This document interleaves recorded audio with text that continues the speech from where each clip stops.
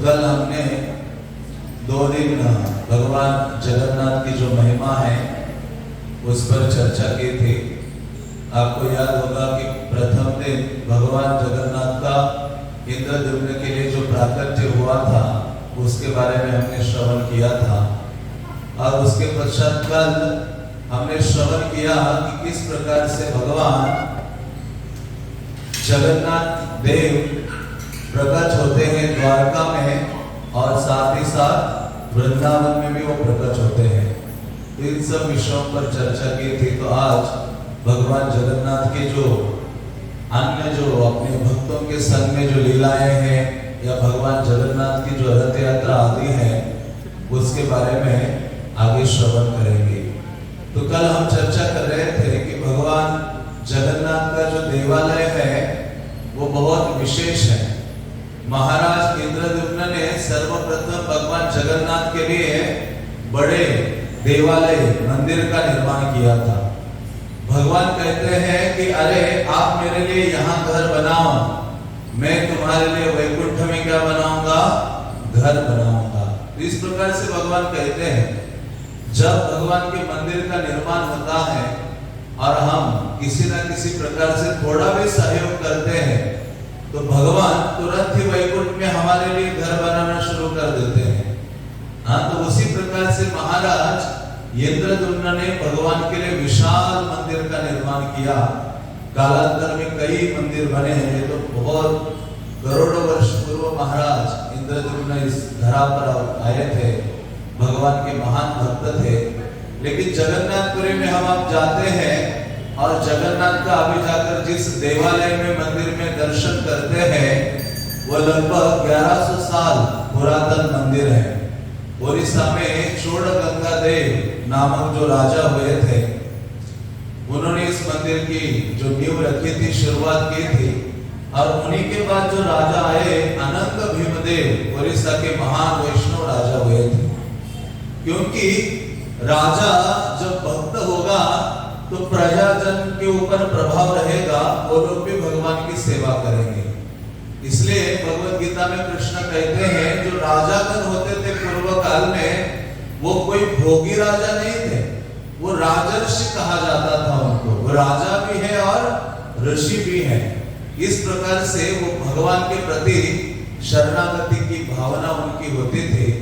और जब राजा भक्त होगा, भगवान की सेवा स्वयं करेगा तो क्या होगा, प्रजा भी सेवा करेगी। इसलिए गीता में कृष्ण कहते हैं यद्यत आचरति श्रेष्ठ, जैसे श्रेष्ठ व्यक्ति आचरण करेगा वैसे ही छोटे लोग भी आचरण करते हैं। जैसे घर में हम बच्चों को ये नहीं बोल बोल के नहीं सिखा सकते कि बच्चे मंदिर जाओ, प्रणाम करो, तिलक लगाओ, जप करो।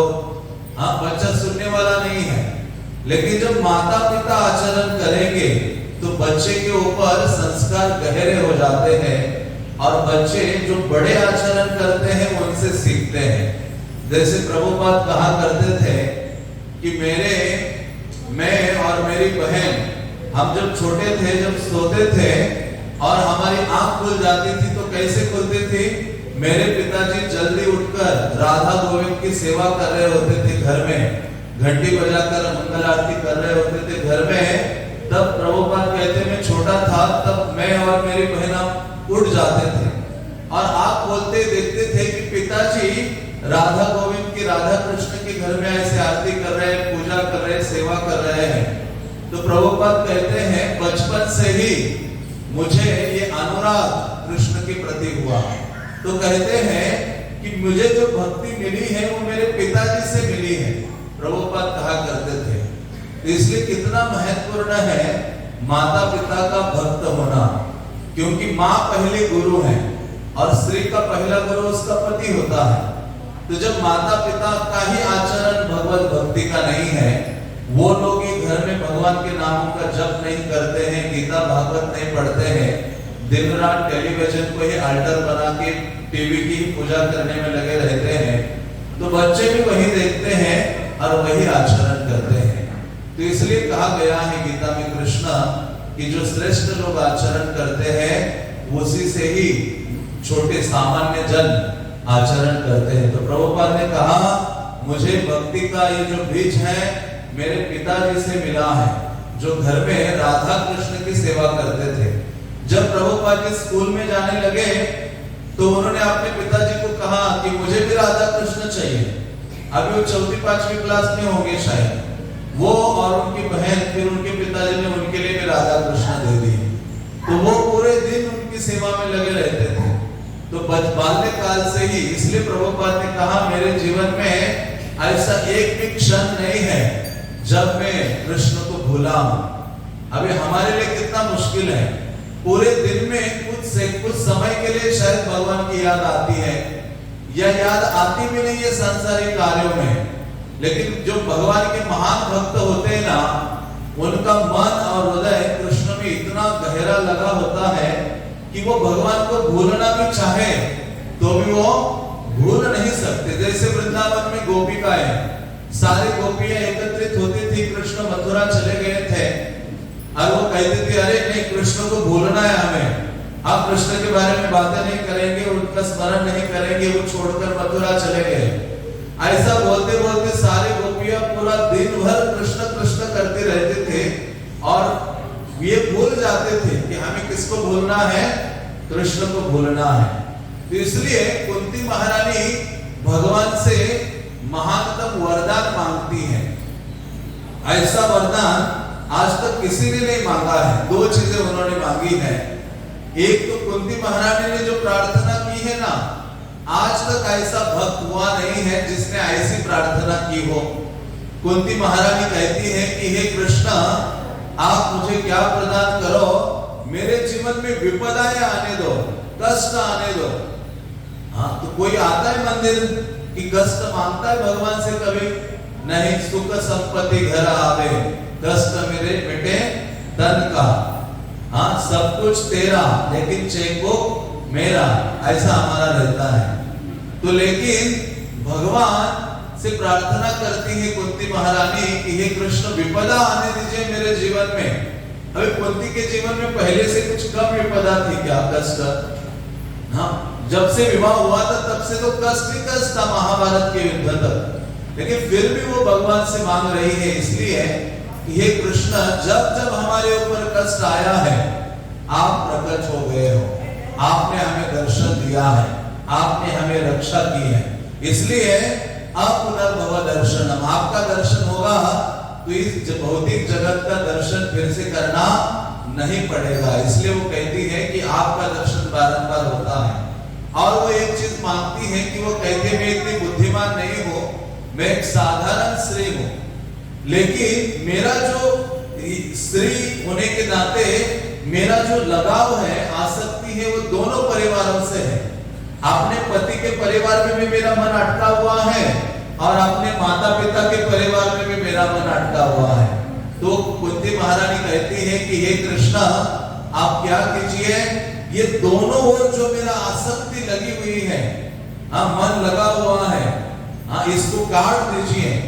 और जिस प्रकार से गंगा सागर की ओर बहती है, उसी प्रकार से मेरा मन, मेरा हृदय है कृष्ण आपकी ओर बहना चाहिए। इस संसार में किसी विषय आदि की ओर मेरा मन नहीं लगना चाहिए। अब देखिए, इतनी महानतम प्रार्थना कुंती महारानी करती है। तो हमें सीखना चाहिए कि भगवान से क्या मांगना चाहिए, क्या प्रार्थना करनी चाहिए। हमें तो बचपन से एक ही है, हाँ, हम माता पिता से छोटे होते तो माँ से मांगते रहते, पिता से मांगते रहते, मित्रों से मांगते रहते, तो भगवान के मंदिर आते तो उनसे भी मांगते रहते हैं। लेकिन क्या मांगे उसके लिए शास्त्रों का अध्ययन करना चाहिए, भगवान की जो लीला कथा है उसको सुनना चाहिए। तो ऐसे जो कुंती महारानी है वो भगवान को कहती है कि मेरा मन, हे प्रभु, केवल केवल केवल क्या आप में लगा रहे। तो इस प्रकार से भगवान जगन्नाथ देव है, वो बहुत विशेष है। और कोई भी व्यक्ति थोड़ी भी भगवान जगन्नाथ की सेवा करता है, भगवान उस पर क्या करते हैं, अपना पूर्ण कृपा का वर्षाव कर देते हैं। ऐसी हजारों घटनाएं हैं।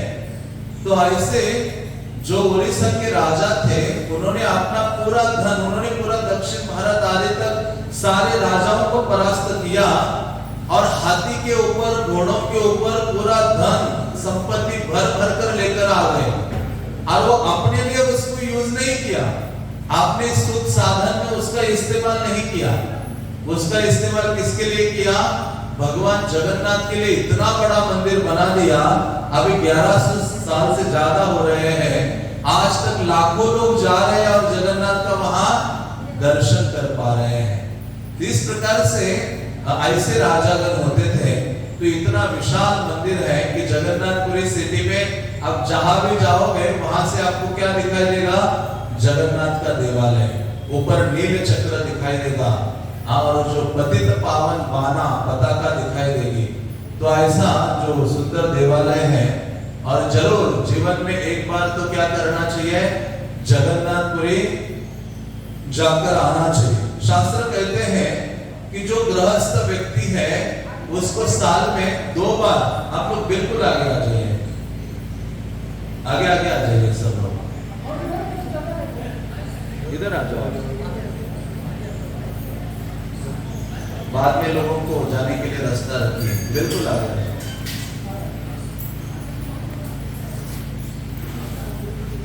तो आगे रहने से थोड़ा ज्यादा ध्यान लगता है, पीछे रहते, जैसे स्कूल में स्टूडेंट होते हैं ना, कुछ आगे बैठते हैं और कुछ पीछे बैठते हैं, जो पीछे से गायब होते हैं। तो इसलिए कथा में उससे क्या होता है? बाधा नहीं होती है। भागवतम की शुरुआत में शुक्रदेव गोस्वामी कहते हैं, अरे परीक्षित, ये जो सूर्य जो है उदित होता है और अस्त होता है। तो सूर्य उदित होता है, अस्त होता है, तो क्या करता है? हमारा जीवन कम करते जाता है। लेकिन कहते एक व्यक्ति का जीवन कम नहीं होता है। कौन से व्यक्ति का? सूर्य उसका जीवन अवधि कम नहीं करता बल्कि बढ़ाता है।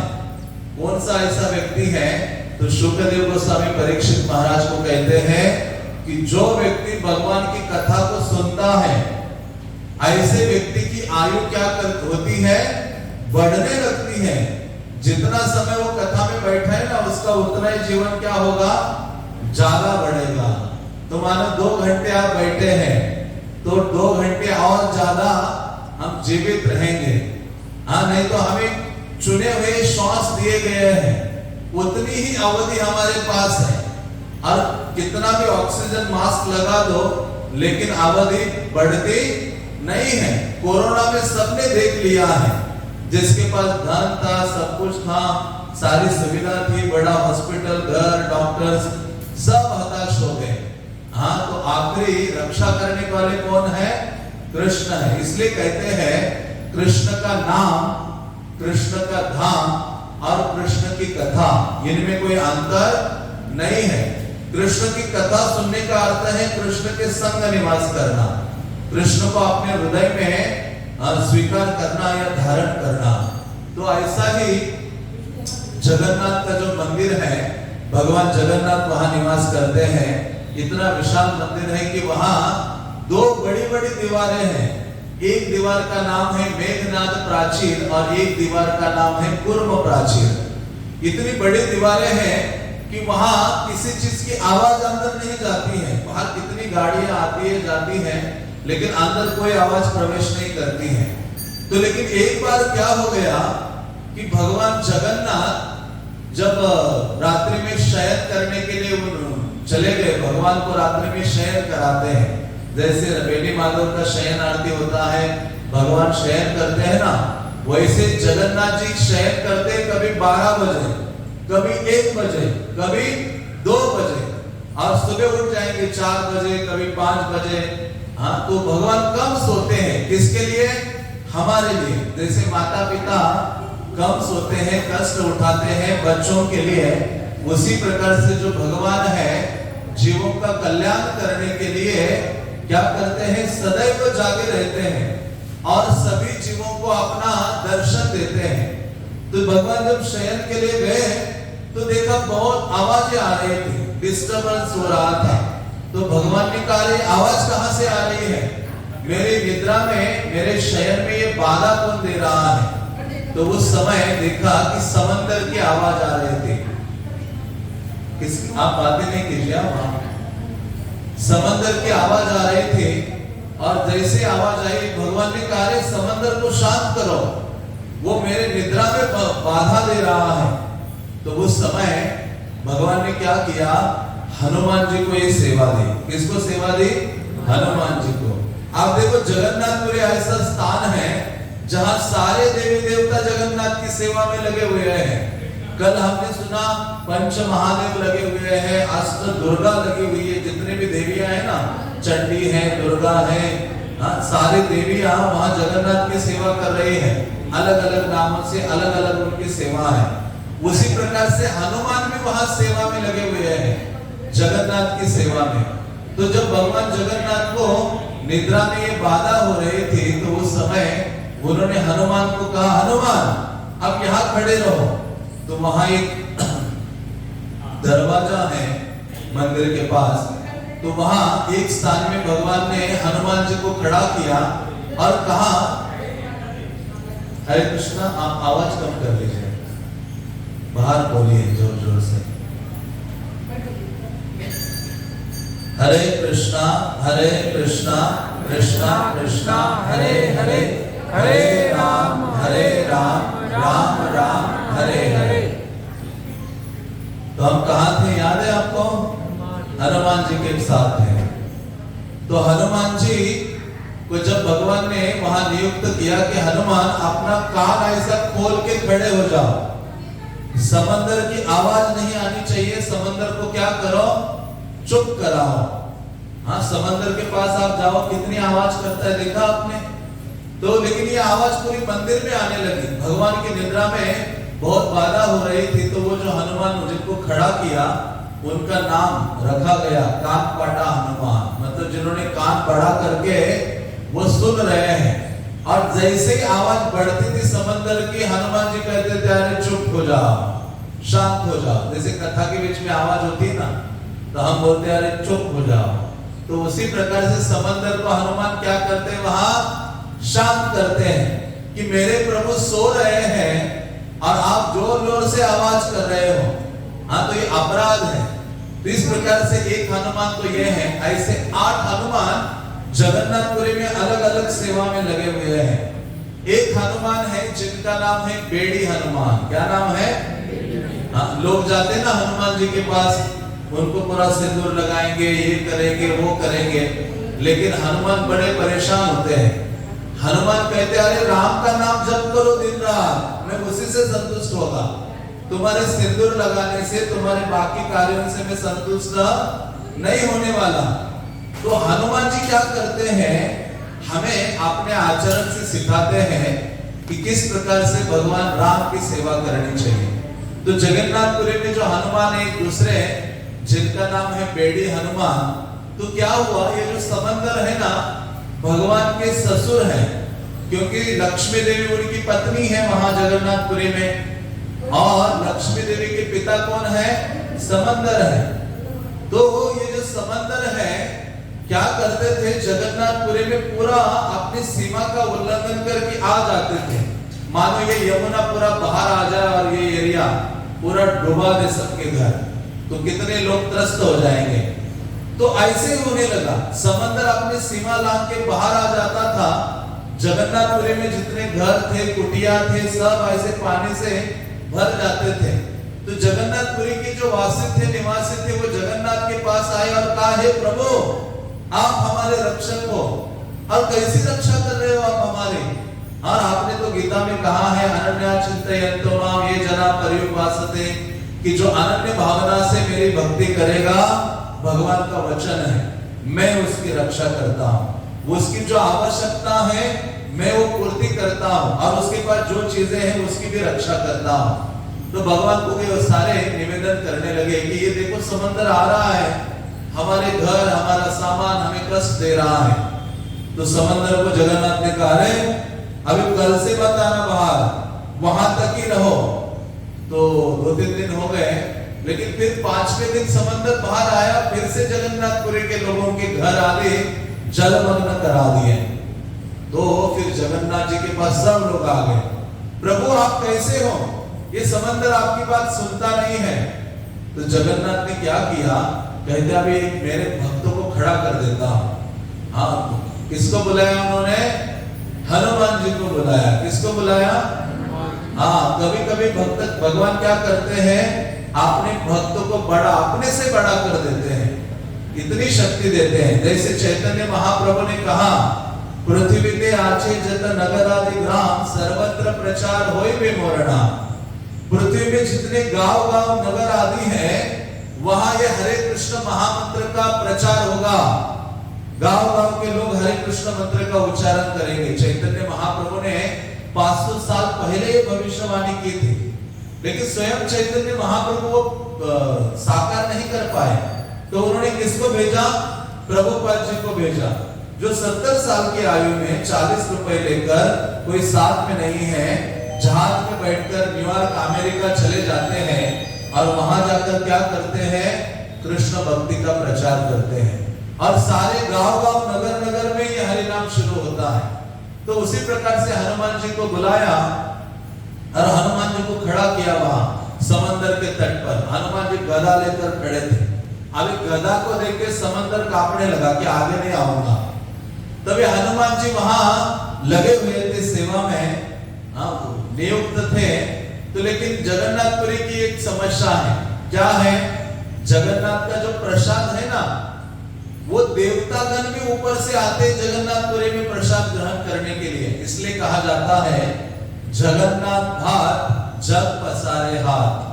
जगन्नाथ का भात प्रसाद खाने के लिए क्या है, सारा जगत अपना हाथ आगे करता है।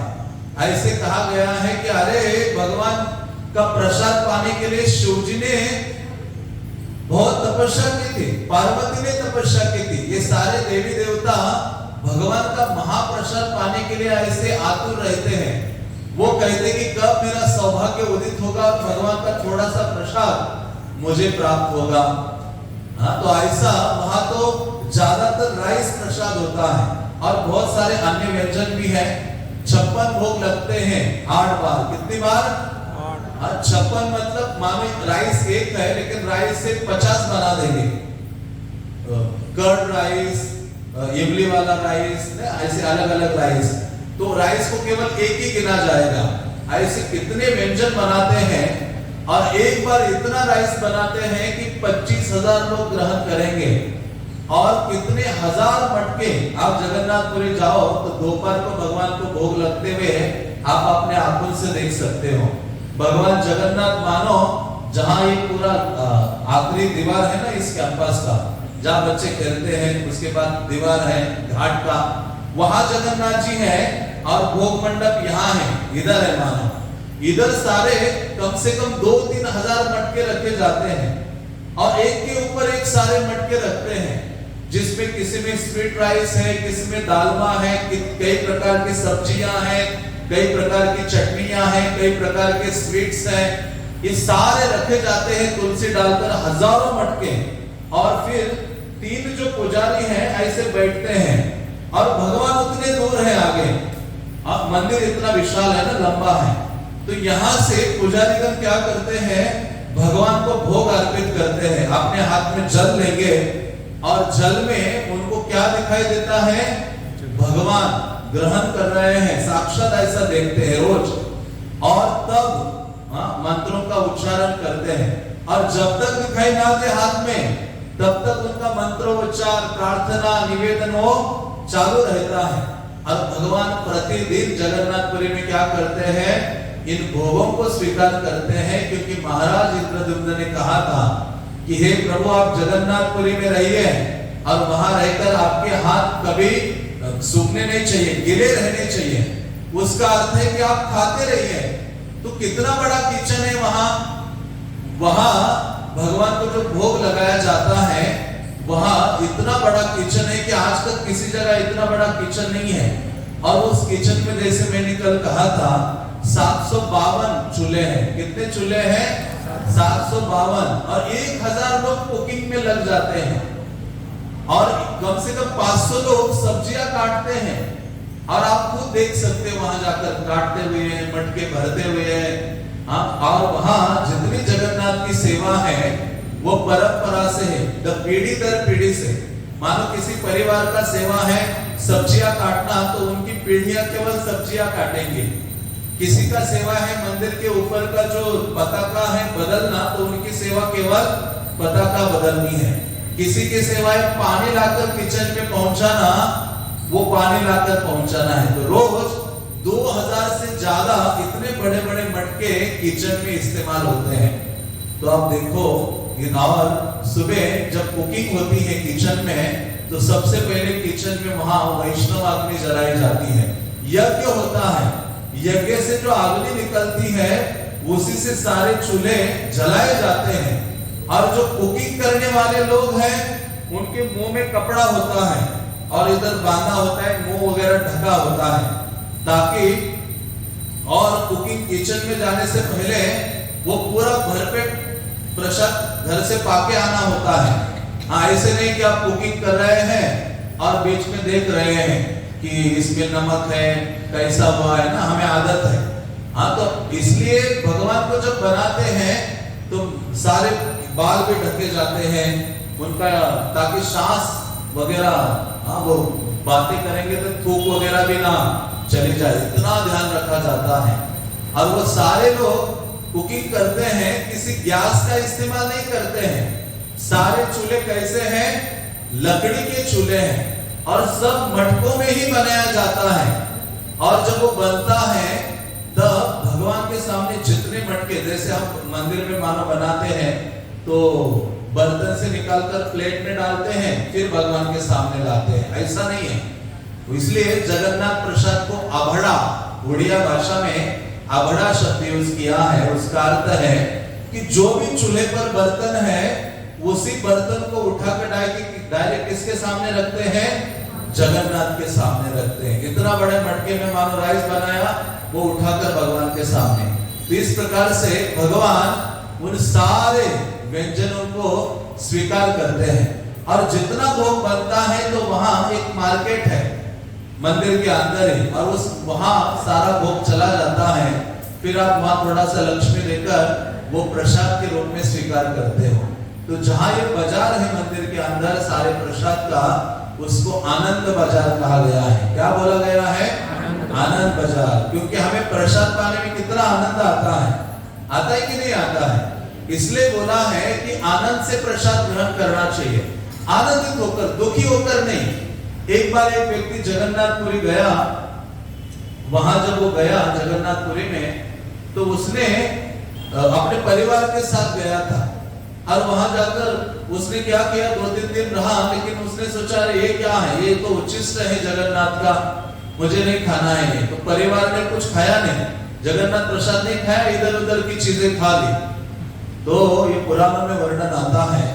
तो वो व्यक्ति और उसका परिवार इतना बीमार हो गया, मानो अभी मृत्यु को प्राप्त होने वाले हैं, मरने वाले हैं।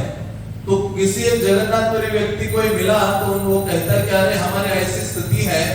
तो उसने कहा आपने जगन्नाथ प्रसाद खाया नहीं, अभी जगन्नाथपुरी में आए हो और जगन्नाथ का प्रसाद नहीं ग्रहण किया? उन्होंने कहा नहीं। हाँ, तो ये कहते हैं कि आपने अपराध किया है कि जहां जगन्नाथ प्रसाद की इतनी महिमा है, शास्त्र कहते हैं कि एक कुत्ते ने भी जगन्नाथ प्रसाद खाया हो और खाते खाते उसके मुंह से गिर गया, कुत्ते के मुंह से, तो वो उठा के खा जाना चाहिए, उतना ही लाभ मिलता है, ऐसे कहा गया। और जगन्नाथ प्रसाद कभी उच्छिष्ट नहीं होता, झूठा नहीं होता है। इसलिए जगन्नाथ मंदिर में सब लोग बैठते हैं, पूरा परिवार एक ही पत्थर लेकर बैठता है और सब लोग क्या करते हैं, आपस में खाते हैं, क्योंकि जगन्नाथ प्रसाद कभी झूठा नहीं होता है। इतना महानतम है कि जिसको प्राप्त करने के लिए शिवजी प्रार्थना करते हैं। पार्वती ने तो तपस्या कर दी, हजारों साल के लिए पार्वती देवी तपस्या में बैठी कि हे प्रभु मुझे आपका प्रसाद चाहिए। हाँ, शिवजी ने भी। और इतना ही नहीं, इंद्र भी उस प्रसाद को प्राप्त करने के लिए जगन्नाथपुरी में आए। इसलिए जगन्नाथपुरी में एक स्थान है, उस स्थान का नाम है स्वर्ग द्वार। आज भी वो स्थान है जहां एक बड़ा सा पत्थर लगाया हुआ है। स्वर्ग द्वार का अर्थ है कि जहां से देवतागण जाते हैं और जहां से इस जगन्नाथपुरी में जगन्नाथ का दर्शन करने के लिए आते हैं। तो वहां जब जगन्नाथ जी का प्रसाद वहां मिलता है तो एक बार इंद्र आते हैं जगन्नाथ का दर्शन करने के लिए। देखा कि सभी लोग बड़े भीड़ में अंदर जा रहे हैं, तो ये भी अंदर चला गए, इंद्र भी अंदर गए जगन्नाथ का दर्शन करके। जहां प्रसाद वितरण हो रहा था, प्रसाद की छोटी छोटी दुकानें थी, उस स्थान में आ गया और कहा मुझे भी प्रसाद चाहिए। तो जो शॉपकीपर था, दुकान जो महाप्रसाद का काउंटर था, तो उन्होंने कहा अरे आपको प्रसाद चाहिए? तो इंद्र कहते मुझे सब कुछ दे दो। अलग अलग प्रसाद है, खाजा है, एक प्रसाद का नाम क्या है? खाजा स्वीट। आपने देखा इसे लंबा सा होता है। खाजा क्यों नाम पड़ा? क्योंकि वो जगन्नाथ का बड़ा प्रिय है। मतलब जब भगवान ने वो कैसे बनाना है उस स्वीट को, वो अपने भक्त के सपने में जाके बता दिया। कहा कि कल मेरे लिए ऐसा स्वीट बना के तैयार रखना, मैं आ रहा हूं। तो ये भक्त इसने तैयारी कर ली और वो क्योंकि वो स्वीट है तो उसको तलने के लिए तेल में डाला और निकाल कर बाहर निकाल ही रहा था उसको। तो भगवान तुरंत ही अपना हाथ करके तुरंत खा लेते हैं। मतलब खा और जा। भगवान क्या करते? इंतजार नहीं करते, उसको खाते और तुरंत मंदिर में भागते हैं। इसलिए उसका नाम क्या पड़ा है? खाजा। सबसे स्पेशल स्वीट है वो खाजा जो है। तो ऐसे भगवान जगन्नाथ का जो प्रसाद है, स्वयं भगवान इन व्यंजनों को खाने के लिए तत्पर रहते हैं। तो इंद्र ने कहा कि मुझे खाजा भी दे दो, मुझे ये भी दे दो। सब कुछ चीजें ले ली, पूरे थैले भर दिए। और इंद्र के पास उस व्यक्ति ने, जो भक्त था मंदिर का, उन्होंने कहा पैसे दे दो, फ्री में तो प्रसाद नहीं दे रहे हम, थोड़ा सा तो इंडियन करेंसी देना पड़ेगा आपको। तो उन्होंने कहा मैं तो स्वर्ग का राजा इंद्र हूँ, मेरे पास भारत का पैसा नहीं है, रुपया वगैरह नहीं है। तो कहते कैसे भी समझो तुम इंद्र हो? तो कहते देखो इंद्र वर्षा का देवता है ना, बारिश करने वाला है, आप बोलो। तो इंद्र ने ज्यादा बात नहीं की, इंद्र ने प्रसाद उठाया और निकलने लगे, चलने लगे। जैसे जैसे वो चलने लगे, ये व्यक्ति ने अपना वो शॉप से बाहर आ गया, इंद्र के पीछे पीछे चलने लगा। तो ये स्वर्ग, समंदर के पास वो स्वर्ग द्वार है जहां से देवता स्वर्ग में जाते हैं, वो एक स्थान है। तो इंद्र वहां खड़े हो गए जाकर, कहते देखो अभी मैं यहाँ से जा रहा हूँ स्वर्ग के लिए। कहते आप, मुझे नहीं लगता आप इंद्र हो। तो ये कहते देखो मेरे पांव तो पृथ्वी का स्पर्श नहीं करते, क्योंकि देवता के जो पांव हैं पृथ्वी का स्पर्श नहीं करते हैं। उनके गले में जो माला है वो कभी मुरझाती नहीं है। तो ऐसे कई सारे लक्षण है। उन्होंने कहा देखो मैं देवता हूँ वर्षा का, आप अभी बोलो तो अभी मैं बारिश करा के दिखाता हूँ यहाँ। तो तुरंत ही बारिश आने लगी। तो ये समझ गया कि आप तो इंद्र ही हो। तो कहते मुझे भी ऐसा वर दे दो कि मैं जहां कहूं वहां बारिश होनी चाहिए। तो ये जो मंदिर का सेवक था, किसने, इंद्र गया महाप्रसाद लेकर, वहां अपने स्वर्ग में सभी देवताओं को बांटना होगा प्रसाद। तो ये आ गया मंदिर के अंदर और आपने जहां महाप्रसाद बेचने के लिए रखा था वहां बैठ गया।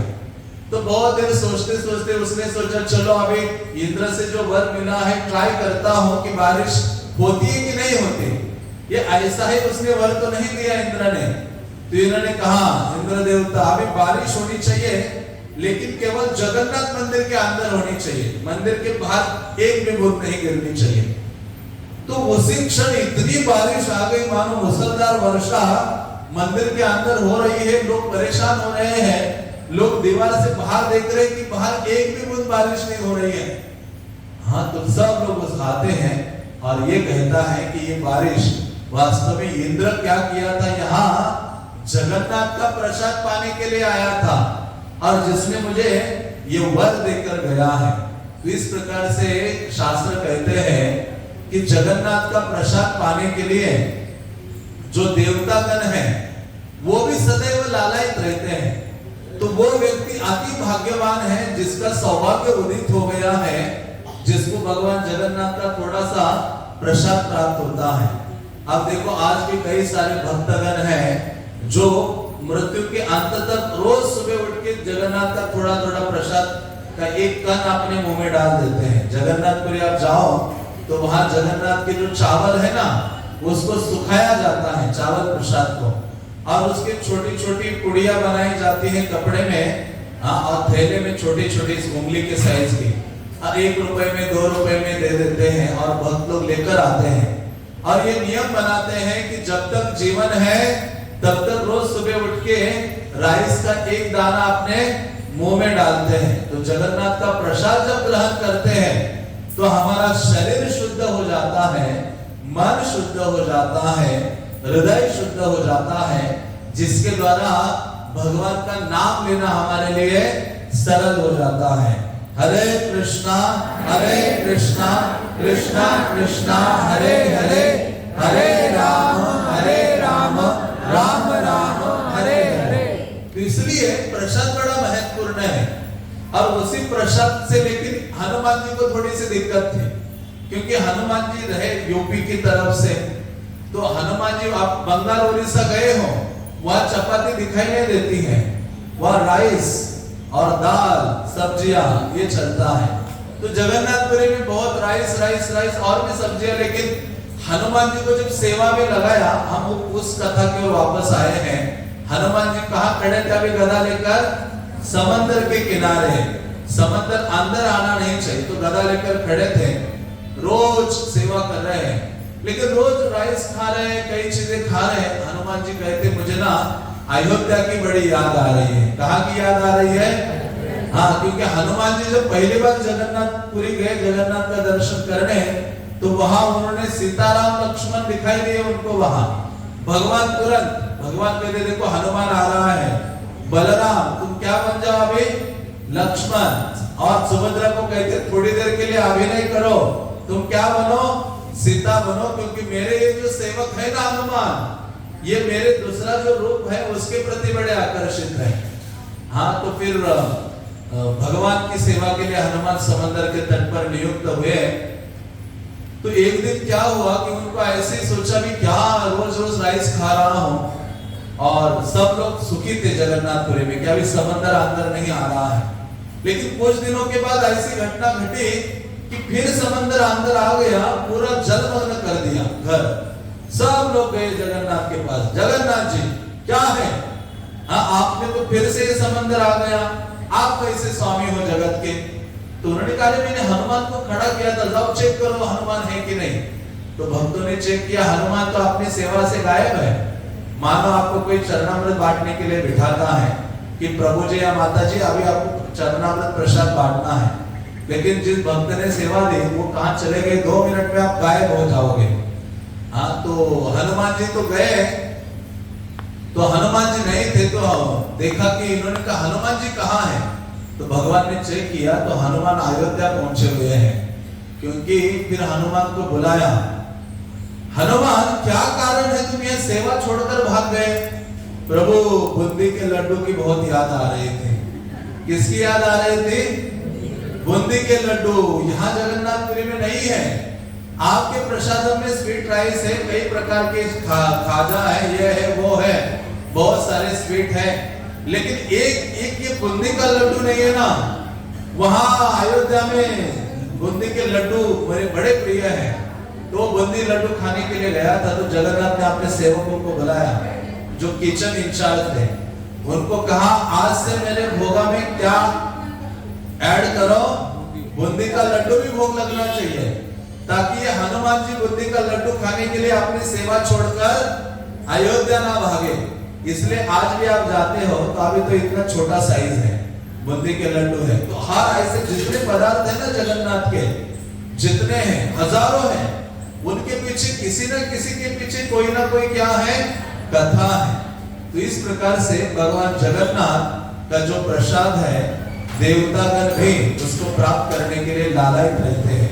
इसलिए कहा गया है प्रसादेतु प्रसन्नता।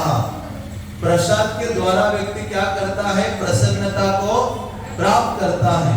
और प्रसाद इसलिए कहा गया है, चाहे हम मंदिर आए या घर में रहे, हमें प्रसाद ही खाने का प्रयास करना चाहिए।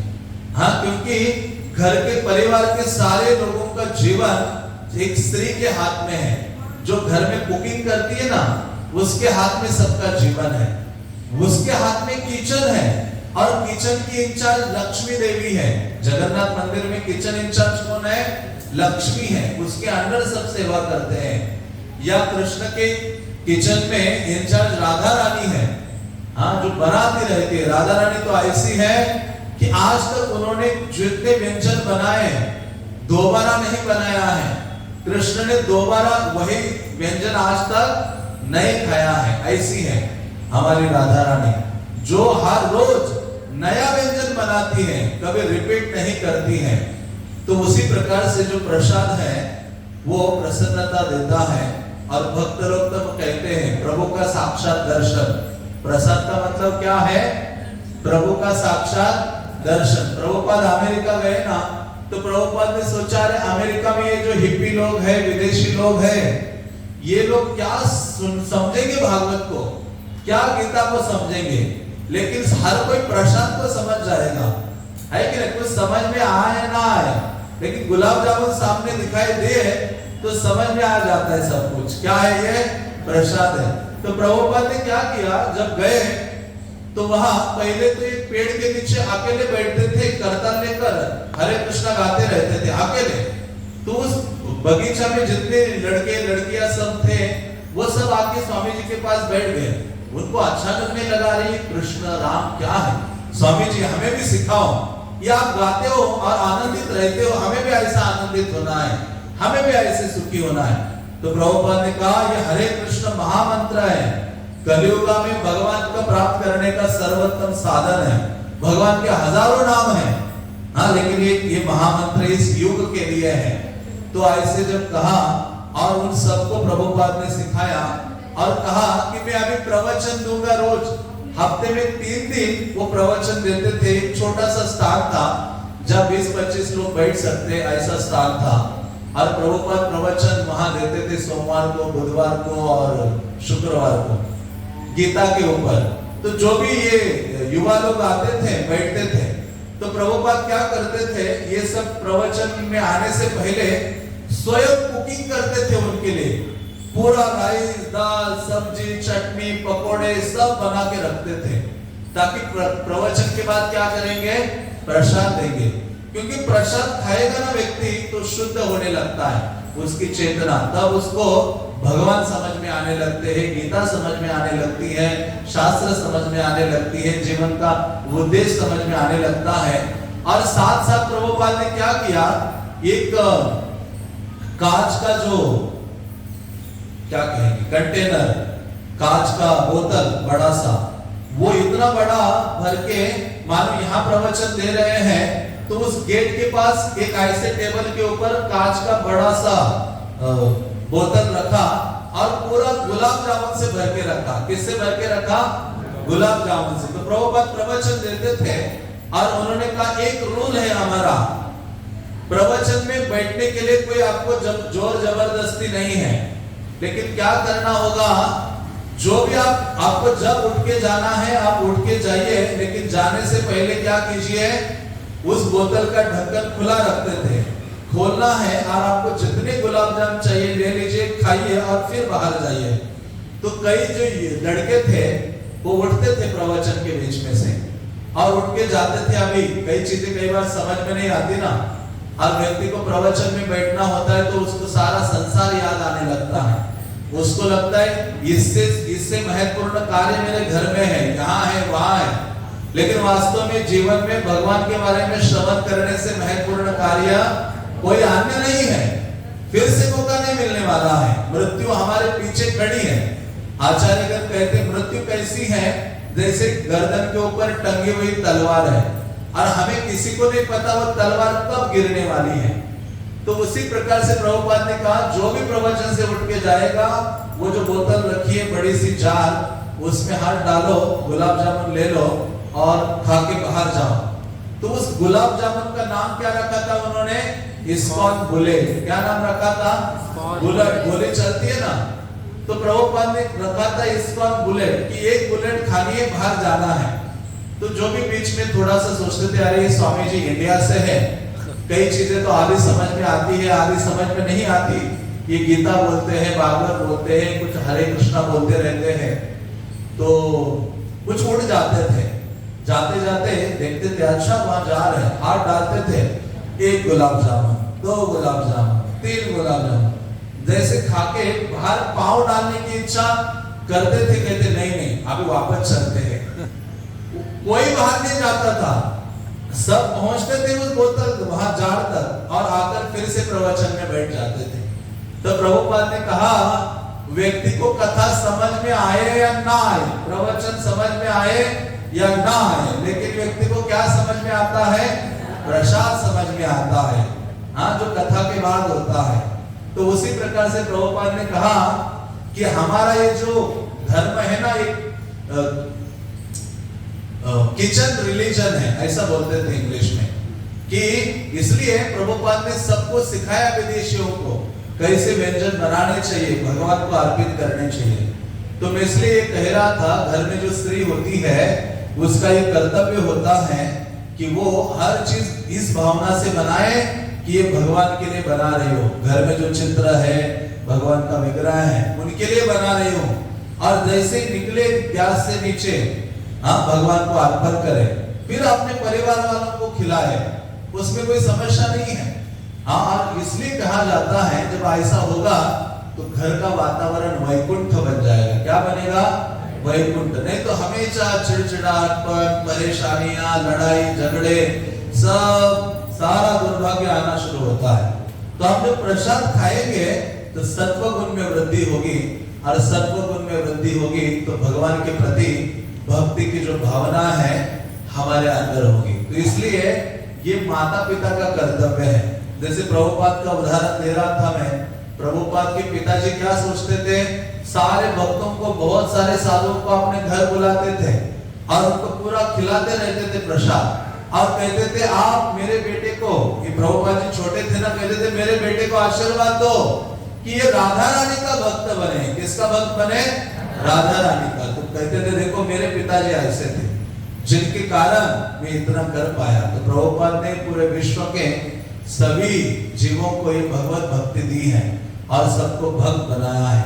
इसलिए कहा गया है कि व्यक्ति को कृष्ण का प्रसाद कंठ तक खाना चाहिए, और ऐसा कहते हैं कृष्णेर उच्चिष्ट है महाप्रसाद नाम भक्त शेष है महाप्रसादाख्यान, कि कृष्ण क्या करते हैं। अभी कोई कहेगा कि अरे कृष्ण तो खाते नहीं है, दिखते नहीं है खाते हुए, लेकिन भगवान क्या करते हैं, अपने आंखों के द्वारा ग्रहण करते हैं। ब्रह्म संहिता में वर्णन आता है कि भगवान अपने दृष्टिपात से ग्रहण करते हैं और वो कृपा के रूप में हमें छोड़ देते हैं। तो ये उस व्यक्ति के ऊपर निर्भर है कि उस कृपा को स्वीकार करना है या नहीं करना है।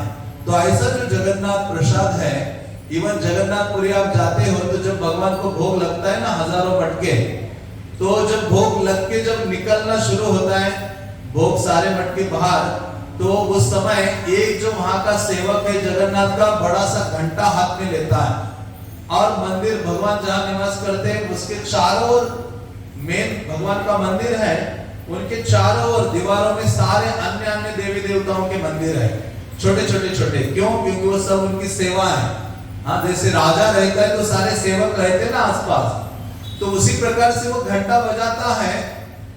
और तो हमने एक दिन पूछा कि ये घंटा क्यों बजाते हैं भोग लगने के बाद, तो वो कह रहे थे कि इसलिए घंटा बजाता वो सब जगह जाकर सारे मंदिरों के सामने कि अपने अपने थाली लेकर चलिए, अभी जगन्नाथ का प्रसाद निकल गया है। तो जितने अलग अलग देवी देवता है, आप लोग आगे आइए ताकि रास्ता रहे पीछे, तो अलग अलग जो देवी देवता है वो सब क्या करते हैं, आप लोग यहाँ आ जाओ। तो सारे जो देवी देवता हैं वो प्रसाद ग्रहण करने के लिए हाँ तैयार होते हैं या जाते हैं। तो ऐसा जगन्नाथ का जो प्रसाद है वो स्वीकार करते हैं सभी देवी देवता।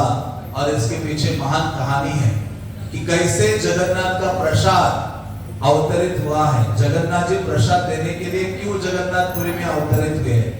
क्योंकि एक बार नारद मुनि भ्रमण कर रहे थे, तो नारद मुनि उद्धव से मिलते हैं। उद्धव कृष्ण के महान भक्त हैं। उद्धव ऐसे हैं कि भगवान मथुरा में, द्वारका में जो भी अपने हृदय की बात थी वो उद्धव को ही बताते थे। और द्वारका में जब भी कृष्ण भोजन करते थे ना, तो कृष्ण के पास किसी को बैठने की अनुमति किसी को नहीं थी। केवल एक ही व्यक्ति कृष्ण के पास बैठ सकता था भोजन करते समय, वो कौन थे? उद्धव थे। और भगवान ग्रहण करेंगे तो सबसे पहले उच्छिष्ट किसी को मिलता था? उद्धव ही ग्रहण करते थे। इसलिए उद्धव कहते कि हे प्रभु, मुझे माया से डर नहीं है। माया का मतलब क्या है? जो भी चीज, जो भी वस्तु, व्यक्ति, स्थान हमें कृष्ण का विस्मरण कराता है, वो व्यक्ति, वो वस्तु, वो स्थान हमारे लिए क्या है? माया है। माया का मतलब है जो चीज आपको कृष्ण का विस्मरण करा दे, कृष्ण से दूर करा दे, कृष्ण को भुलाए, वो व्यक्ति आपके लिए माया है। चाहे हमारे परिवार के लोग हो, या हमारे मोहल्ले के लोग हो, या कोई भी हो, चाहे कोई वस्तु हो जिससे इतना आसक्ति हो जाए कि कृष्ण का स्मरण या भक्ति हमसे ना हो, तो समझना चाहिए ये वस्तु, ये व्यक्ति, ये स्थान आदि हमारे लिए क्या है? माया है। तो उद्धव कहते मुझे माया से डर नहीं है, क्योंकि हे प्रभु, मैं तो जो भी आपने इस्तेमाल किया है वही चीज मैं इस्तेमाल करता हूँ। कपड़े भी उद्धव पहनते थे, किसके पहनते थे? भगवान के पहनते थे। सारे अलंकार उनके पहनते थे, उच्छिष्ट उनका खाते थे। इसलिए कहते मुझे माया से डर नहीं है, क्योंकि मैं आपका उच्छिष्ट स्वीकार करता हूँ। तो कृष्ण है, हे कृष्ण, आपका मुझे कभी विस्मरण नहीं होगा।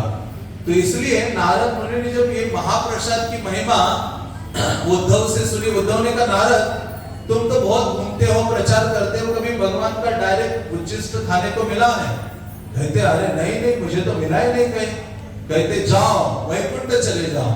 तो नारद वैकुंठ जाते हैं और जाकर क्या करते हैं? लक्ष्मी के अंडर, लक्ष्मी के नीचे पूरा दिन रात सेवा करते रहते हैं लक्ष्मी की, और जो भी भगवान की सेवा है।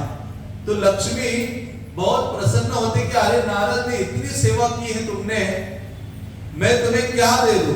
अभी नारद कोई पैसे थोड़ी मांगेंगे। नारद ने क्या मांगा कि हे लक्ष्मी माता, आप ही तो किचन के इंचार्ज हो, है ना, आप भगवान को खिलाती हो, नारायण को खिलाती रहती हो। तो जब नारायण खाते हैं तो उसके बाद थोड़ा सा उच्छिष्ट क्या करो? मुझे भी दे दो। किसने बोला? किसने बोला? जोर से बोलिए, नारद। ऐसे महान महान भक्तों का नाम लेना भी इतना महान है। हाँ, भगवान के नाम लेने समान है। हाँ, तो ऐसे नारद ने जब बोला तो लक्ष्मी देवी, हाँ, जब भगवान को खिला रहे थे तो लक्ष्मी देवी थोड़ी दुखी थी। तो भगवान कहते क्या हो गया लक्ष्मी, आज आपका मुंह थोड़ा उतरा हुआ है, दुखी दुखी से लग रहे हो। कहते प्रभु, ये नारद ने आपका उच्छिष्ट मांगा है, और आपने तो मुझे बोला है कि मेरा उच्छिष्ट किसी को नहीं देना है। तो भगवान हंसते कहते अरे मैं ऐसे बोला हूं, लेकिन मुझे बिना पूछे दे देना चाहिए, सबको दे दो, लेकिन मुझे पूछो मत। मुझे पूछोगी तो फिर मत देना। तो उसके बाद नारद को पूरा इतना महाप्रसाद उच्छिष्ट मिला, वैकुंठ में नारद दोनों हाथों से खा रहे थे। हाँ, जब आपको अचानक प्रसाद मिलता है तो आप क्या करते? पूरा आनंद से ग्रहण करते हो। हाँ, यहाँ तक खाते हो, कंठ तक खाते हो। तो ऐसे नारद ने ग्रहण किया, और नारद प्रसाद खाकर इतने नाचने लगे, आनंदित हो गए। कहते मेरा जीवन आज सार्थक हो गया, भगवान का प्रसाद मुझे प्राप्त हुआ है। तो ऐसा भ्रमण करते करते वो कैलाश में आए। हाँ, कैलाश में शिव जी के पास आए। हाँ, क्योंकि उनके भाई हैं शिव जी, नारद के क्या है? भ्राता है। तो आए तो नारद को कहते शिव जी कि अरे आप इतने आनंदित कैसे हो, इतने खुश कैसे नजर आ रहे हो? जैसे कभी कहते हैं ना लोग, अरे आप भक्त लोग बड़े खुश नजर आते हो। जैसे प्रभुपाद कहते थे, मेरे भक्त लोग जो है ना, हाँ, सर मुंडाते हैं, तिलक लगाते हैं, प्रसाद पाते हैं, कृष्ण की सेवा करते हैं, वो ऐसा लगता है वो सारे लोग वैकुंठ से आए हुए हैं। कैसे लगता है? वैकुंठ से। प्रभुपाद जब विदेशी लोग, विदेशी सारे लोग ऐसे कपड़े धारण करते हैं, तिलक लगाते हैं, सर मुंडन करते हैं, सारी स्त्रियां साड़ियां पहनती है, तिलक लगाती है, विदेशों में कीर्तन करते हैं, तो ऐसे लगता है मानो ये सब वैकुंठ से उतरे हुए हैं। तो प्रभुपाद कहते हैं वैकुंठ के लोग हैं सारे। तो उसी प्रकार से जब शिवजी ने देखा कि नारद बड़ा खुश है आज, तो कहा अरे आप बड़े खुश लग रहे हो, बताओ कारण क्या है? हाँ, तो कहते आज मुझे क्या मिला है? प्रसाद मिला है उच्छिष्ट भगवान का। तो कहते अच्छा, लेकिन मैं तुम्हारा भाई हूं, तो मेरे लिए कुछ प्रसाद लाए हो कि नहीं लाए हो? नारद कहते आपके लिए कुछ लाया नहीं, बल्कि शास्त्र कहते हैं कि जब आप जगन्नाथपुरी जाते हो, जगन्नाथ का प्रसाद अधिक मात्रा में लाना चाहिए। सब जीवों को सबको देने का प्रयास करना चाहिए।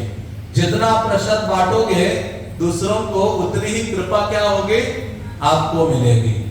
जितना आप भगवान के बारे में दूसरों को बताओगे, जितना एक एक व्यक्ति को पकड़ के वेणी माधव का दर्शन करने के लिए लाओगे, तो आपके अकाउंट में भक्ति का अकाउंट क्या होगा, आपका बढ़ता जाएगा। कृष्ण ध्यान रखेंगे। अच्छा, एक जो सड़ रहा था किसी कोने में, उसको मेरे दर्शन के लिए लेके आया है, मेरे भक्ति में जोड़ रहा है, भगवान ध्यान देते हैं। तो उसी प्रकार से इन्होंने कहा कैसा मेरा भाई है और मेरे लिए उसने प्रसाद नहीं लाया है। तो शिव जी कहते देखो तुम आए हो अभी खाकर, तुम्हारे नाखून दिखाओ मुझे, नाखून। हाँ, तो देखा नारद के नाखून में थोड़ा महाप्रसाद बचा था। कहाँ बचा हुआ था? अभी हम नाखून नाम लेते ही हमें लगता है अरे नाखून से कुछ खाना हम खाएंगे कोई? इसलिए कहते हैं विश्वास, श्रद्धा होनी चाहिए। प्रसाद में क्या होनी चाहिए? हाँ, वही चावल है, वही दाल है, वही सब्जी है, वही चटनी है, वही रसगुल्ला है जो आपके घर में भी खाते हो, लेकिन भगवान को अर्पित किया हुआ वही चीज है, लेकिन वो साधारण नहीं है। अभी वो क्या है? महाप्रसाद है। क्या है? महाप्रसाद जो आपको प्राप्त होता है। हाँ? तो उसी प्रकार से ये इतना श्रद्धा होना चाहिए। इसलिए बोला है विश्वास से हरि मिले तरके बहुत दूर। विश्वास और श्रद्धा के द्वारा भगवान की प्राप्ति होती है। तो इसलिए प्रसाद को साधारण नहीं समझना चाहिए। प्रसाद जब भी मिले, ऐसे कहा गया है, दो चीजों को इंतजार नहीं करवाना चाहिए। एक है गुरु को और दूसरा है प्रसाद को। कि प्रसाद पड़ा हुआ है और आप बैठे हुए हो अपने कुछ संसारिक कामों में। ऐसे बोला गया है प्राप्ति मात्रेण भोक्तव्यम। जैसे प्रसाद मिले तुरंत क्या करना चाहिए? ग्रहण करना चाहिए। हाँ, और गुरु मानो आए हैं तो ऐसे ने उनको खड़ा कर दिया है और अपने भौतिक कामों में लगे हो। गुरु आते हैं तो तुरंत उनकी सेवा में लग जाना चाहिए। तो इसलिए कहा गया है कि शिव जी ने कहा देखो आपके नाखून में प्रसाद होगा। तो देखा तो नारद जी के नाखून में प्रसाद था। शिव जी ने नाखून से निकाला और खाया। इतने आनंद गदगद हो गए शिव जी, और शिव जी इतना नाचने लगे जैसा प्रलय के समय में तांडव नृत्य करते हैं। कौन सा नृत्य करते हैं? तांडव नृत्य करते। इतना नाचने लगे तो पृथ्वी देवी हिलने लगी। तो पृथ्वी देवी आई पार्वती के पास। पार्वती देवी को कहती है देखो आप अपने ना पति देव को जरा बताइए, समझाइए, मैं रसातल में चले जाऊंगी, ये इतना तांडव नृत्य कर रहे हैं, इतना उदंड नृत्य कर रहे हैं। तब जो पार्वती देवी है शिव जी को देखा, अच्छा ये तो रोज में इनको देखती, इतना नाचते नहीं है कभी, आज तो स्पेशल हो गया है। तो आज तो इतना नाच रहे हैं, कूद रहे हैं ऊपर नीचे। तो वो गई और जोर से बोली, हाँ जैसे पत्नी बोलती है ना पति को, तुरंत पति शांत हो जाता है। तो कहा कि अरे रहने दो, आप लोग कथा सुनो, इधर उधर ध्यान मत दो। तो शिव जी कहते हैं, हाँ पार्वती ने कहा कि आप इतना प्रतिदिन कोई उदंड नृत्य नहीं करते हो, लेकिन आज इतना क्यों नाच रहे हो? तो उन्होंने कहा आज मुझे क्या मिला है? भगवान का प्रसाद मिला है। तो पार्वती देवी कहते मुझे तो आप अर्धांगिनी कहते हो, तो मेरे लिए कुछ आधा प्रसाद रखा है क्या? शिव जी कहते आधा भी नहीं रखा ना, पूरा रखा तुम्हारे लिए। हाँ, सारा मैंने ग्रहण किया है। और शिव जी ऐसे कटु वचन बोले पार्वती को कि तुम तो योग्य ही नहीं हो प्रसाद खाने के लिए, तुम्हारा तो अधिकार ही नहीं है प्रसाद के ऊपर। इतना कुछ बोल बैठे, पार्वती देवी ने छोड़ दिया स्थान, गई पूरा क्रोध में आ गई। उन्होंने कहा मैं भगवान का प्रसाद प्राप्त करके रहूंगी, मैं अकेले नहीं, इस संसार के जीव पशु पक्षी प्राणी भी प्रसाद पाएंगे, ऐसी व्यवस्था में करूंगी। तो ये जाती हैं और जाकर क्या करती है, तपस्या करती हैं। क्या पाने के लिए तपस्या हो रही पार्वती देवी की? हाँ देखो, हाँ भगवत प्रसाद का इतना महात्म्य है। हम शिव जी के पास जाते हैं, पार्वती के पास जाते हैं, हाँ, और वो क्या कर रहे हैं, भगवान का प्रसाद ग्रहण कर रहे हैं और भगवान का नाम उच्चारण कर रहे हैं। तो इस प्रकार से पार्वती देवी बिल्कुल ऐसे बैठ गई तो भगवान सजग हो गए। भगवान ने कहा, अरे पार्वती देवी बैठी तपस्या के लिए मेरे लिए। तो भगवान पहुंच जाते, कहते क्या चाहिए पार्वती? पार्वती देवी कहते मुझे आपका प्रसाद चाहिए। तो भगवान कहते प्रसाद, हाँ मैं अवतरित होऊंगा, विशेष रूप धारण करूंगा और ऐसा रूप धारण करूंगा जो विशेष होगा और इतना प्रसाद होगा कि सारे जगत को मैं प्रसाद वितरण कराऊंगा, सबको खिलाऊंगा आपका अपना प्रसाद, और मेरा प्रसाद पाकर लोग वैकुंठ की प्राप्ति करेंगे। उनको कहा कि मैं इस धरा पर अपने नीलाचल जगन्नाथपुरी धाम में अवतरित होऊंगा, मेरे भ्राता बलराम सुभद्रा के सह जगन्नाथ के रूप में। तो पार्वती देवी बहुत आनंदित हो जाती हैं। हाँ, पार्वती देवी भगवान के चरणों में गिरती है, उनके चरणों की धूली लेकर अपने माथे में लगाती हैं। और इसलिए आज भी आप जगन्नाथ मंदिर जाओगे, भगवान ने कहा मेरा प्रसाद सबसे पहले तुम्हें मिलेगा, तुम खाओगे, उसके बाद जगत के सारे लोगों को मिलेगा, सभी जीवों को प्राप्त होगा।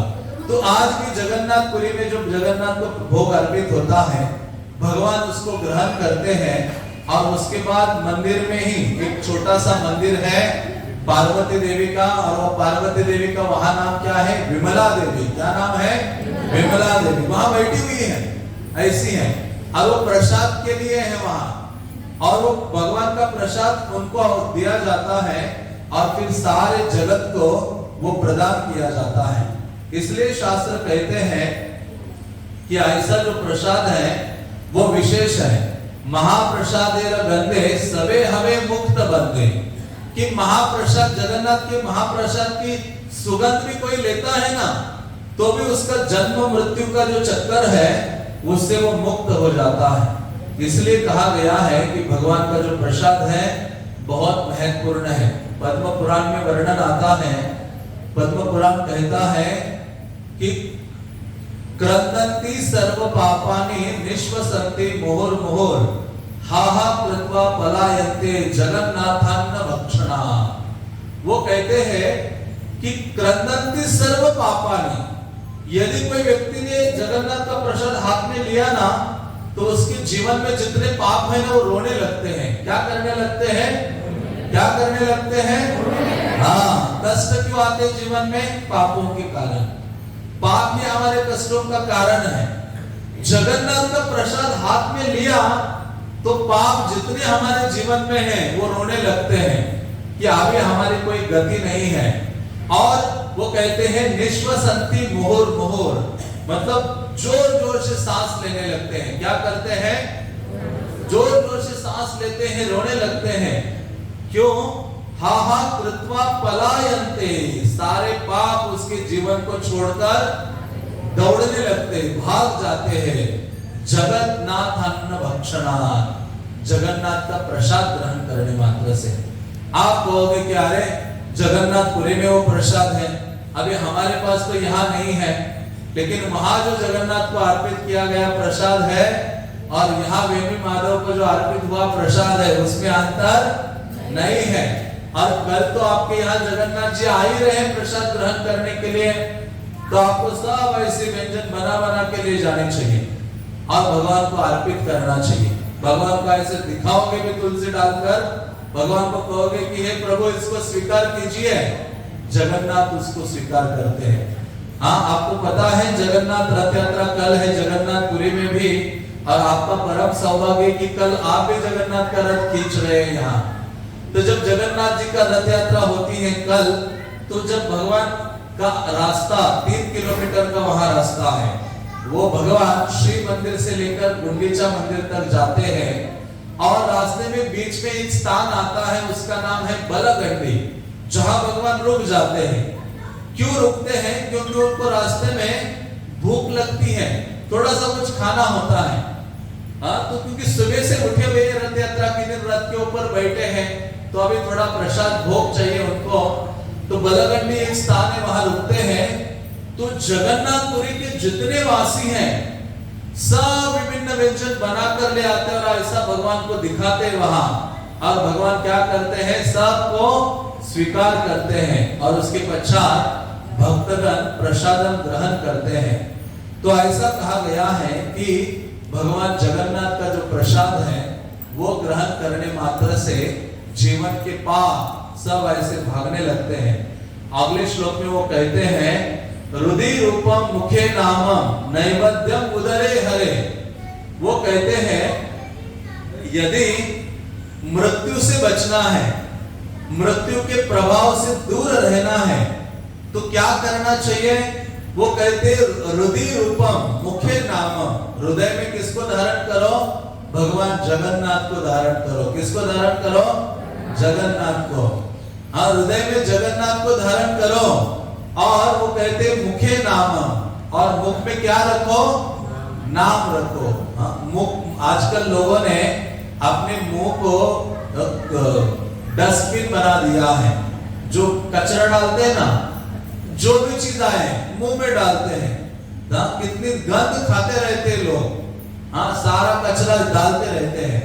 तो कहा गया है कि हृदय में भगवान का दर्शन देखें और मुख में भगवान का नाम रखें। हरे कृष्णा कृष्णा कृष्णा हरे हरे, हरे राम राम राम हरे हरे।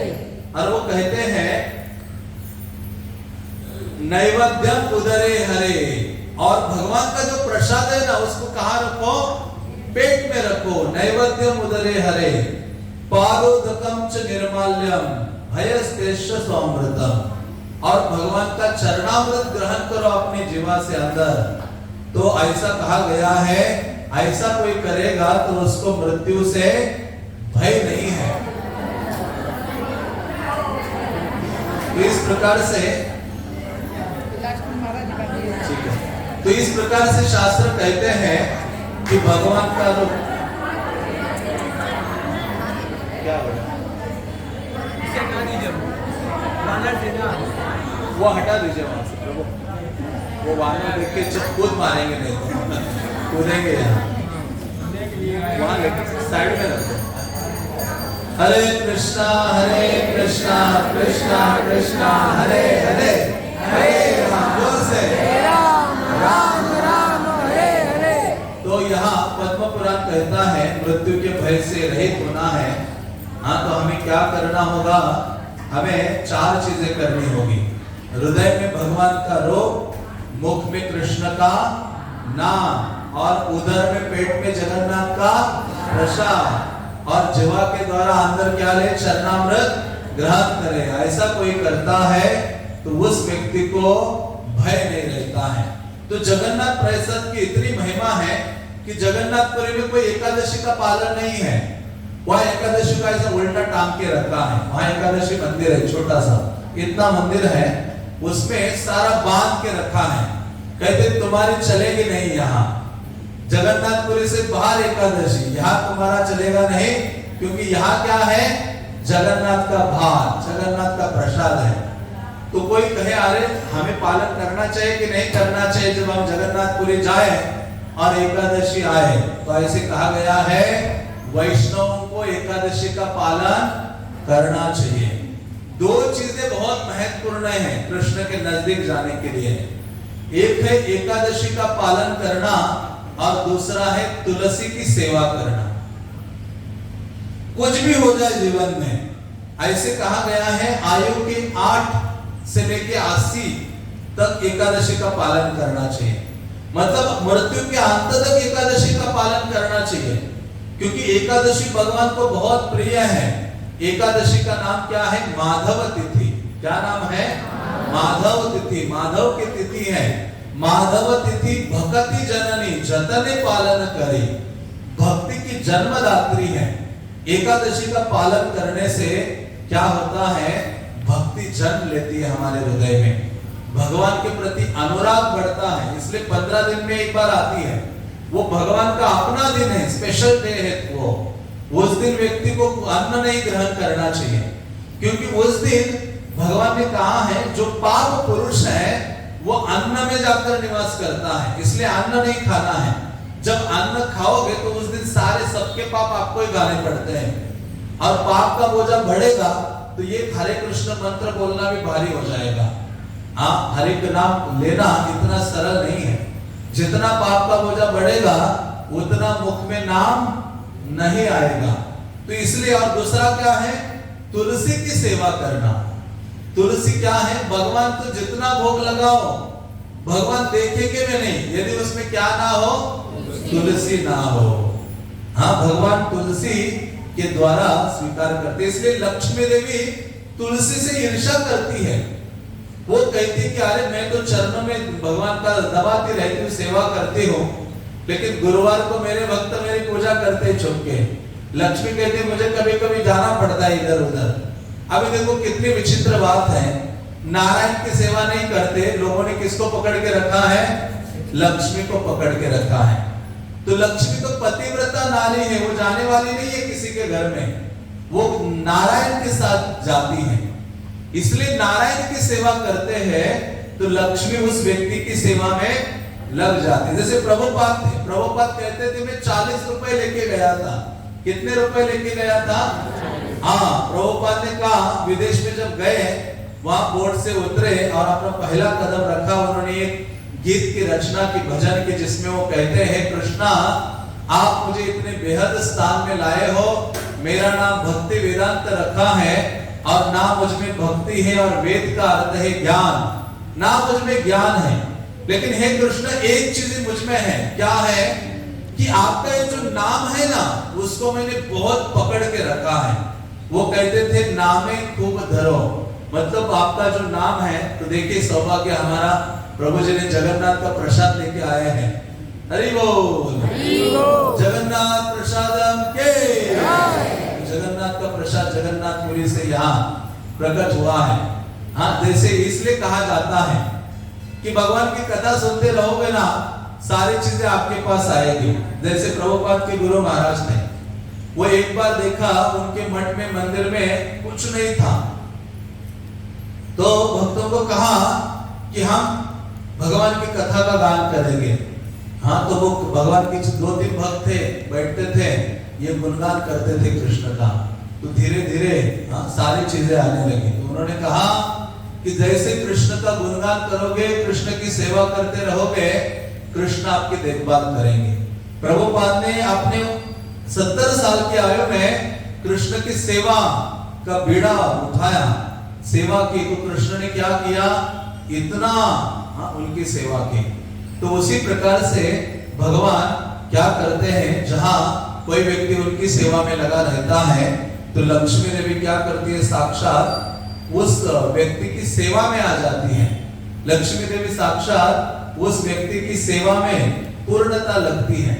तो इसीलिए लक्ष्मी देवी तुलसी से ईर्ष्या करती है कि ये तुलसी, मैं तो कभी कभी चरण छोड़कर चली जाती हूँ, लेकिन तुम क्या हो, कृष्ण के चरण कभी छोड़ती नहीं है। देखो जो कृष्ण के चरणों में लिपटी हुई है, देखा आपने यहाँ वेणी माधव के चरणों में है कि नहीं तुलसी? हाँ, सदैव भगवान के चरणों से तुलसी सदैव होती है, और भगवान की सेवा भगवान स्वीकार करते हैं तुलसी के द्वारा सेवा। इसलिए तुलसी एक भगवान का ही अवतार है। कौन सा अवतार है? वृक्ष अर्चा अवतार। कौन सा अवतार? वृक्ष अर्चा अवतार। जैसे भगवान इस विग्रह के रूप में है, अर्चा अवतार के रूप में, तो भगवान क्या हुए हैं, एक वृक्ष के रूप में प्रकट हो गए, तुलसी के रूप में, और जगत को कल्याण करने के लिए वो सब घर घर में पहुंच गए। तो कोई व्यक्ति तुलसी की सेवा करता है, तुलसी को जल देता है। प्रभुपाद कहते थे कि तुलसी रोज तुलसी को जल दिए बिना मुंह के अंदर कुछ जाना नहीं चाहिए, ऐसा प्रभुपाद कहा करते थे। दिन की शुरुआत हो जानी चाहिए, तुलसी को जल दे। हाँ, तो उससे क्या होगा, क्योंकि तुलसी महारानी क्या है, कृष्ण को देने वाली है। इसलिए आप देखो सुबह मंगल आरती में आप आते हो कभी मंदिर में, तो आप देखते हो सुबह सुबह तुलसी की पूजा करते कि नहीं यहाँ, और उसमें हम बोलते हैं कि क्या है, राधा कृष्ण सेवा पाओ, कि आप राधा कृष्ण की सेवा प्राप्त होगी आपकी सेवा के द्वारा। और हे तुलसी महारानी आप क्या कीजिए, सेवा अधिकार दियो कर निज दासी। तुलसी सेवा का अधिकार देती है कृष्ण की सेवा का, इसलिए ये दो चीजों का सेवा करना जरूरी है। एक है उपवास। उपवास शब्द का अर्थ क्या है? हाँ, मतलब नजदीक जाकर भगवान के निवास करोगे आप यदि उपवास एकादशी का रखते हो। तो प्रभुपाद ने कहा कुछ लोग होते हैं कि एकादशी का उपवास रखेंगे, कुछ खाएंगे नहीं, लेकिन सोते रहेंगे, बस देखेंगे कि अभी व्रत तोड़ने का टाइम कब होगा, पूरे दिन में इसी की चिंता।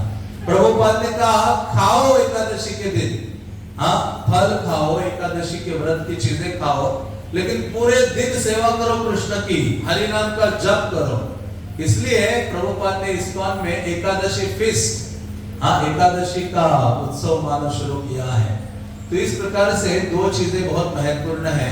तो जगन्नाथपुरी में वहां के कुछ जो लोग हैं, जगन्नाथ के निजी सेवक, वो तो एकादशी का शायद पालन करते हैं, नहीं करते हैं, लेकिन हम भगवान की ओर अग्रसर होना चाहते हैं, तो हमें क्या करना चाहिए? एकादशी का पालन अवश्य करना चाहिए। एकादशी का पालन और तुलसी की सेवा ये करेंगे तो कृष्ण के नजदीक हम पहुंचेंगे। तो ऐसे जो भगवान जगन्नाथ हैं, उनका जो प्रसाद है वो देवी देवता गण भी प्राप्त करने के लिए सदैव तत्पर रहते हैं।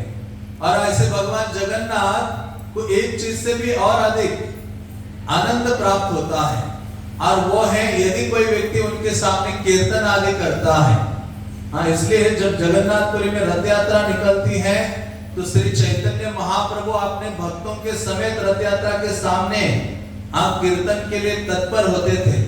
7 भक्तों की बड़ी बड़ी टोलियां बनाते थे, ये 4 टोली रथ के आगे, 1 टोली रथ के पीछे, 1 टोली रथ के दाएं बाएं, और सारे मतलब जगन्नाथ को घेर लिया है। कीर्तन टोली ने क्या किया है? घेर लिया है। और 18 मृदंग बजते थे। कितने? एक साथ 18 मृदंग बज रहे हैं, कितने करताल बज रहे हैं, भक्त गा रहे हैं और नाच रहे हैं। इतना जल्लोष होता था जब जगन्नाथ रथ में निकलते थे। और जगन्नाथ को, वो भी महाप्रभु का रथ यात्रा का लीला भी बहुत बड़ा है, हमारे पास टाइम नहीं है, लेकिन चैतन्य महाप्रभु रथ यात्रा में क्या करते थे? जगन्नाथ रथ के सामने नृत्य किया करते थे, और 7 जो टोलियां बनाई थी एक साथ 7 में नाचते थे। हाँ, 7 रूप चैतन्य महाप्रभु धारण करते थे, नाचते थे। तो जगन्नाथ जी क्या करते थे? रथ के ऊपर से चैतन्य महाप्रभु सामने नृत्य कर रहे हैं, इतना उदंड नृत्य करते थे भावावेश में आकर के उनके आंखों से आंसुओं की पिचकारियां निकलती। आंसू धारा कैसे निकलते थे? जैसे आप होली में पिचकारी खेलते हो ना, वैसी पिचकारी मानो आके लग जाते थे। हाँ, और एक भक्त था, उस महाप्रभु के आंखों के जल को पीता था, उनका नाम था शुभानंद। तो ऐसे चैतन्य महाप्रभु जगन्नाथ के प्रेम से भाव विभोर होते थे, और रथ यात्रा के दिन पूरा हाथ ऊपर करके उदंड नृत्य करते थे।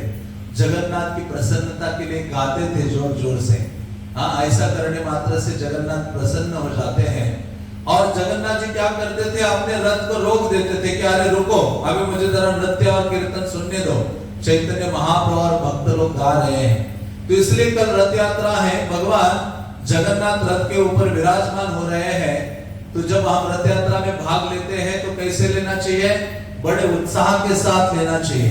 बाकी सारे कार्य कल के लिए छोड़ देने चाहिए। कल का दिन किसी को समर्पित करना चाहिए? जगन्नाथ को। जब जगन्नाथ आए हैं, मेरे लिए आए हैं, भावना क्या है? मैं पतित व्यक्ति हूं, ऐसे नहीं कि दूसरों के लिए आए हैं। ये होना चाहिए कि भगवान मेरे लिए आए हैं और मैं जाऊंगा भगवान का स्वागत करने के लिए। इसलिए हम कहते हैं ना, जगन्नाथ स्वामी नयन पथगामी। ये जगन्नाथ आप आ जाइए मेरे नेत्रों से, मेरे हृदय में है, हाँ प्रवेश कीजिए। तो इस प्रकार से जगन्नाथ जी चैतन्य महाप्रभु का नृत्य और गान देखा करते थे। रुक जाता था रथ, और जब रथ रुकता था चैतन्य महाप्रभु नाचते नाचते कभी कभी रथ के पीछे चले जाते थे। तो रथ आगे कितना भी खींचने का प्रयास करो, नहीं खींचा जाता था। राजा ने घोड़े लाए, हाथी लाए, रथ को खींचा, हजारों लोगों ने, रथ कस के बस नहीं हो रहा था। लेकिन चैतन्य महाप्रभु ने क्या किया, पूरा अपना माथा लगा के रथ को पीछे से ढकेला, हाँ, तो रथ आगे जाने लगता है। या चैतन्य महाप्रभु आगे आगे कीर्तन करते हुए तो जगन्नाथ जी चलने लगते हैं। तो इस प्रकार से चैतन्य महाप्रभु ने ये रथ यात्रा की जो कीर्तन विधि आदि है वो हमें दी है। और इसलिए कहा करते थे कि रथ यात्रा का अर्थ है कृष्ण लैया ब्रजे जागो ये भावांतरे। रथ यात्रा में हम रथ उसकी रस्सी खींचते हैं, उसका अर्थ क्या है, कृष्ण को हम द्वारका से या कुरुक्षेत्र से कहां लेके जा रहे हैं, वृंदावन ले जा रहे हैं। क्योंकि भगवान को 100 साल हुए थे जब भगवान वृंदावन वासियों को मिले नहीं, ब्रजवासियों को। भगवान हस्तिनापुर आए, द्वारका से कुरुक्षेत्र गए, 100 साल हो गए, और सारे पांडव थे, उनकी 16,108 रानियां थी, सारे ऋषि मुनि कुरुक्षेत्र में जब सूर्य ग्रहण हो रहा था वहां भगवान विद्यमान थे, दान दे रहे थे, कथा सुना रहे थे, बहुत सारी चीजें हो रही थी। और वृंदावन के भक्तों को आमंत्रित नहीं किया कुरुक्षेत्र में। तो लेकिन नंद महाराज आदि को पता चला कि कृष्णा जाने वाले हैं कुरुक्षेत्र, तो नंद महाराज ने सभी को बोला कि हम जाएंगे कुरुक्षेत्र। तो जितने वृंदावन के निवासी थे उन्होंने उपनंद को पीछे छोड़ा, बाकी सभी लोगों ने बैलगाड़ियां के साथ कुरुक्षेत्र की यात्रा शुरू की, वृंदावन से कुरुक्षेत्र। तो सब सोचने लगे कि 100 साल के बाद हमारे प्राणनाथ कृष्ण से हम मिलने जा रहे हैं। तो सबने जो कृष्ण को अच्छा लगता है ना वो चीजें अपने साथ लेना शुरू कर दी, दूध दही मक्खन कंडे भी ले ली कि वहां भी हम खीर बनाकर खिलाएंगे, कई चीजें ले ली। और गोपियों का तो प्रेम ऐसे उमड़ रहा था। गोपियों ने साथ में क्या ले लिया, जो कृष्ण छोड़ के गए थे, या कृष्ण से 2 चीजें निकाल ली थी जब कृष्ण अक्रूर के साथ मथुरा गए थे। हाँ, तो गोपियों ने कुरुक्षेत्र जाते समय अपने साथ मोर मुकुट ले लिया और बांसुरी ले ली। तो जैसे ये गए तो कृष्ण बैठे हुए थे अपने एक मंडप में, टेंट लगाए हुए थे जहां सब ऋषि मुनियों को भगवान उपदेश दे रहे थे। तो उस समय जैसे पता चला वृंदावन वासी आए हैं, तो सबसे पहले तो देवकी वसुदेव जाते हैं, उनका स्वागत करने के लिए आनंदित होते हैं। देवकी यशोदा का आलिंगन करती है, वसुदेव नंद महाराज को मिलते हैं और ये सब आपस में मिलते हैं, चर्चा होती है। और रोहिणी माता भी वहां थी, तो रोहिणी कहती है अरे हाँ आप अभी जाओ, हाँ आप साइड में हो जाओ। तो कृष्ण भी आते हैं, नंद यशोदा को मिलते हैं और यशोदा माता बहुत रोती है कृष्ण को देखकर। लंबे समय के बाद कृष्ण को देखा था, 100 साल के बाद उन्होंने अपने गोद में बिठाया। कृष्ण की आयु अभी 100 साल से ज्यादा हो गई थी और कृष्ण रोने लगे यशोदा माता का आलिंगन करते हुए। और फिर रोहिणी कहते कि अभी आप लोग जाइए, कृष्ण को यहाँ छोड़िए, क्योंकि सारी गोपियां दूर एक स्थान में ऐसे खड़े थे। गोपियां सोच रही थी कि कब हम कृष्ण से मिलेंगे, हम उनके बिना तो हम अपना प्राण भी धारण नहीं कर सकते। तो ऐसे गोपियों के हृदय में बहुत बड़ी उत्कंठा थी कृष्ण को देखने की, कृष्ण को मिलने की, कृष्ण की सेवा करने की, कृष्ण से वार्तालाप करने की। कृष्ण को दूर से देखा तो मानो कृष्ण को उन्होंने पी लिया अपने आंखों से। भागवत में शुकदेव गोस्वामी कहते कि गोपियां क्या करती है, कृष्ण को पी लेती है, उनके सौंदर्य का पान करती है। इन आंखों का फल यही है, ये आंखों में मोतियाबिंद होने वाला है, आंखें बंद होने वाली है, घर वाले खोलेंगे तो भी खुलने वाले नहीं है। मृत्यु के समय कहां खुलती है आंखें? हाँ, तो अभी जितनी आंखें अभी देख पाती है तो किसको देखो, वेणी माधव को देखो, उनके सौंदर्य को देखो। जब हम भगवान को देखते हैं तो भगवान अपने आंखें बड़ी करके हमें देखते हैं, तो हम आनंदित होते हैं, फिर भगवान और आनंदित होते हैं। तो जब रोज भगवान को हम देखने आएंगे, और केवल देखने से काम नहीं, सेवा करने भी होगी, है ना। आप कोई कहेगा नहीं मैं रोज आपको देखने आऊंगा, और कहेगा मुझे पानी चाहिए, थोड़ा सा पानी दे दो, नहीं, आपको देखेंगे बस हम, आप भूखे रहो प्यासे रहो, हम आनंद ले रहे हैं आपको देख के नहीं। सेवा, प्रेम का लक्षण क्या है, सेवा। अभी एक युवती, एक कन्या का मानो शादी हो गया और नया शादी हुआ है और उसका पति है, और वो दिन में ऑफिस में गया और ऑफिस से घर आने का टाइम हो गया। तो इसने क्या किया, एक खुर्चीली दरवाजे में बैठ गई और जैसा ही पति आया उसको बोलने लगी आई लव यू, मैं आपसे बहुत प्रेम करती हूँ, बहुत प्रेम करती हूँ। वो कह रहा अरे बहुत प्यास लगी है, नहीं बस आपसे प्रेम करती हूँ, आपसे प्रेम करती हूँ, मर जाओ उधर लेकिन मैं आपसे प्रेम करती हूँ। अरे भूख लगी है, प्यास लगी है। हाँ, तो प्रेम का मतलब क्या है, सेवा। प्रेम का मतलब क्या है, हाँ, जहां प्रेम है वहां सेवा है, जहां सेवा नहीं है वहां कोई प्रेम नहीं है। ऐसे कहते हैं ना, जो आपके हृदय में है वो व्यक्ति चूल्हे पर भी होता है। मतलब जिसकी आप सेवा करना चाहते हो उसके लिए आप क्या करते हो, चूल्हे पर कुकिंग करते हो कि नहीं, ऐसा शास्त्र कहते हैं। तो उसी प्रकार से केवल बोलने से नहीं होगा, क्या करना पड़ेगा, सेवा करनी पड़ेगी। इसलिए कहते हैं सेवन मुखे ही जीवादो स्वयमेव स्फुरति अधा, भगवान की सेवा करनी होगी। और सेवा की शुरुआत कहां से होती है, जीभ से होती है। कहां से होती है, जीभ से। कितने कार्य करते हैं, दो कार्य, एक है खाने का और दूसरा है बोलने का। तो खाओ तो जगन्नाथ का प्रसाद, कृष्ण प्रसाद, और बोलो तो क्या बोलो, हरे कृष्णा कृष्णा कृष्णा हरे हरे, हरे राम राम राम हरे हरे। हाँ, तो इस प्रकार से कहा गया है। तो अब जब ये गोपियों ने देखा तो कृष्णा भी अकेले खड़े थे वहां, गोपियां आई कृष्ण को पास देखते रह गई। कृष्ण को उन्होंने उठाया, हाँ, कृष्ण को जो रथ, गोपियों ने तुरंत एक रथ तैयार किया वहां कुरुक्षेत्र में और कृष्ण को कहा।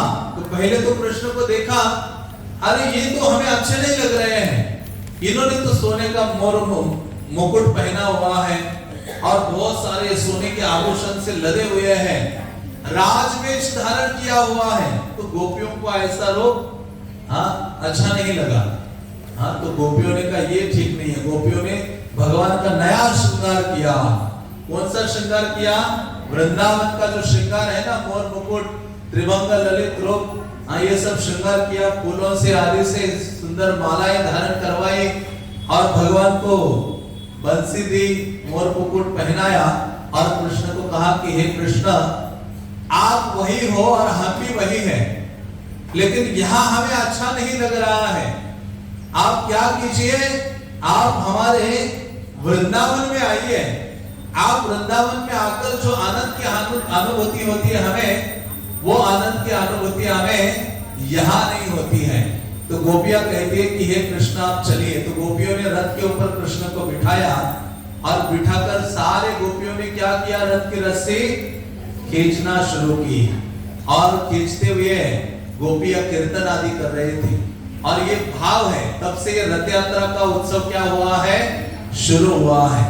जगन्नाथ जी को या कृष्ण को रथ के ऊपर कुरुक्षेत्र में बिठाया था और गोपियां राधा रानी कहती है कि मेरा मन वृंदावन है कृष्ण, इस मन में क्या हो जाइए, आपके दोनों चरणों को उदित कराइए, मन रूपी वृंदावन। इसलिए अपने मन को क्या करना है, हमें वृंदावन बनाना है। और वृंदावन कैसे बनेगा, जब इसकी धुलाई होगी, सफाई होगी। प्रभुपाद कहते थे हमारा मन कोयले से भी ज्यादा काला है। जैसे इसलिए रथ यात्रा जगन्नाथपुरी में कल है और आज के दिन वहां क्या होता है, गुंडीचा मंदिर मार्जन। मतलब भगवान एक मंदिर से दूसरी मंदिर जाने वाले 7 दिन रहने के लिए, तो वहां का जो मंदिर है, चैतन्य महाप्रभु अपने भक्तों को लेकर आज के दिन पूरा सफाई करते थे, पूरा झाड़ू लेकर पानी डालकर छोटी छोटी धूल मिट्टी आदि हर चीज को साफ करते थे। क्योंकि जब आप भगवान के मंदिर को सफाई करोगे तो आपका हृदय क्या होगा, साफ होगा, क्योंकि भगवान आने वाले हैं। इसलिए सेवा बहुत आवश्यक है। तो ऐसे गोपियों ने कहा कि हे कृष्ण आप चलिए वृंदावन। तो इसलिए यही भाव है, कृष्ण लैया ब्रजे जावो ये भावांतरे, कृष्ण को लेकर वृंदावन जाना ये भावना है रथ यात्रा की। इसलिए हम रथ यात्रा मनाते। गोपियों का भाव देखो, एक दिन के लिए कौन सा भाव धारण करना है, गोपियों का भाव, जो केवल कृष्ण के सुख के लिए जीवित थे, कृष्ण की सेवा के लिए। तो इसी प्रकार से कल रथ यात्रा का उत्सव है और भगवान जगन्नाथ अवतरित या प्रकट होने वाले हैं और भगवान अपना दर्शन देकर हमारे ऊपर कृपा करने वाले हैं। तो हमें पूरा लाभ उठाना चाहिए, कीर्तन में उत्साह से भाग लेना चाहिए, सेवा करनी चाहिए, रथ के रस्सी को खींचना चाहिए। भगवान ऐसे नहीं कि थोड़े समय के लिए जाते हो और जा भगवान आप आगे चले जाओ, मुझे अपने बहुत सारे काम हैं। जब हम हॉस्पिटल में बीमार होते हैं तो सारे काम कैसे एक जगह रह जाते हैं कि नहीं? घर अपनी जगह रहता है, सारी चीज अपने अपनी जगह होती है और हम अकेले हॉस्पिटल के बेड में पड़े होते हैं। और यहाँ भगवान आज आए हैं तो क्या करना है हमें? भगवान कहते हैं मेरे लिए थोड़ा सा टाइम निकालो, मैं आपके लिए क्या करूंगा? टाइम निकालूंगा। भगवान हमारे लिए टाइम देंगे। इसलिए कहते हैं ना, ददाति प्रति गृह्णाति। आप जिस व्यक्ति के लिए टाइम देते हो वह व्यक्ति भी आपके लिए क्या करेगा? टाइम देगा। आप भगवान के लिए टाइम दोगे तो भगवान आपके टाइम पर खड़े हो जाएंगे आपके लिए। भगवान गीता में कहते हैं नेहा विक्रमणाशोस्ति प्रत्यवायु न विद्यते स्वल्पमपि अश धर्मश त्रायते महतो भयात्। जब आपके ऊपर महान भय आएगा तो उस समय मैं उपस्थित होऊंगा। क्यों? क्योंकि आपने स्वल्प थोड़ी सी सेवा मेरी की है। गीता के दूसरे अध्याय में कृष्ण कहते हैं कि अर्जुन थोड़ी सी भी मेरी सेवा करोगे ना, तुम्हारी महान से महान भय से मैं रक्षा करूंगा। ये भगवान का वचन है। तो इसलिए भगवान के लिए हमें टाइम देना चाहिए। और आज से जो जगन्नाथ है कीर्तन में आनंद लेते हैं और आनंदित रहते हैं। तो एक जो व्यक्ति था, एक भक्त था जिनका नाम मणिदास माली था, वो जगन्नाथपुरी में आया तो उनके पहले उनके सारे पत्नी बच्चे माता पिता सबने शरीर छोड़ा था, अकेला था। आया और भगवान के प्रति बहुत प्रेम था। वो क्या करता था? निरंतर करताल लेके कीर्तन करता रहता था मंदिर के अंदर जगन्नाथ के सामने। और करताल क्या थी उसके पास? उसके पास ये पीतल वगैरह की करताल नहीं थी। नारियल है ना, नारियल, उसको दो भागों में तोड़ा था। उसमें से नारियल निकालकर उसका जो कठिन भाग है दो साइड में, उसमें रस्सी डाल के उसी से क्या चल रहा था उसका? भक्ति के लिए कुछ नहीं चाहिए, भक्ति के लिए इच्छा चाहिए, उत्साह होना चाहिए, भक्तों की आज्ञा का पालन करने की तत्परता होनी चाहिए। जैसे वैष्णव कहे वैसा करेंगे तो हम भगवान की ओर बढ़ेंगे। तो ये कीर्तन करते थे तो वहां पास में ही एक भक्त, एक दूसरा जो भगवान का सेवक पंडा, वो कथा करता था एक विष्णु पुराण वगैरह की। तो ये जोर शोर से जगन्नाथ के लिए कीर्तन कर रहे थे। तो इन्होंने कहा अरे ये क्या है, ये हमें बाधा कर रहा है कथा में।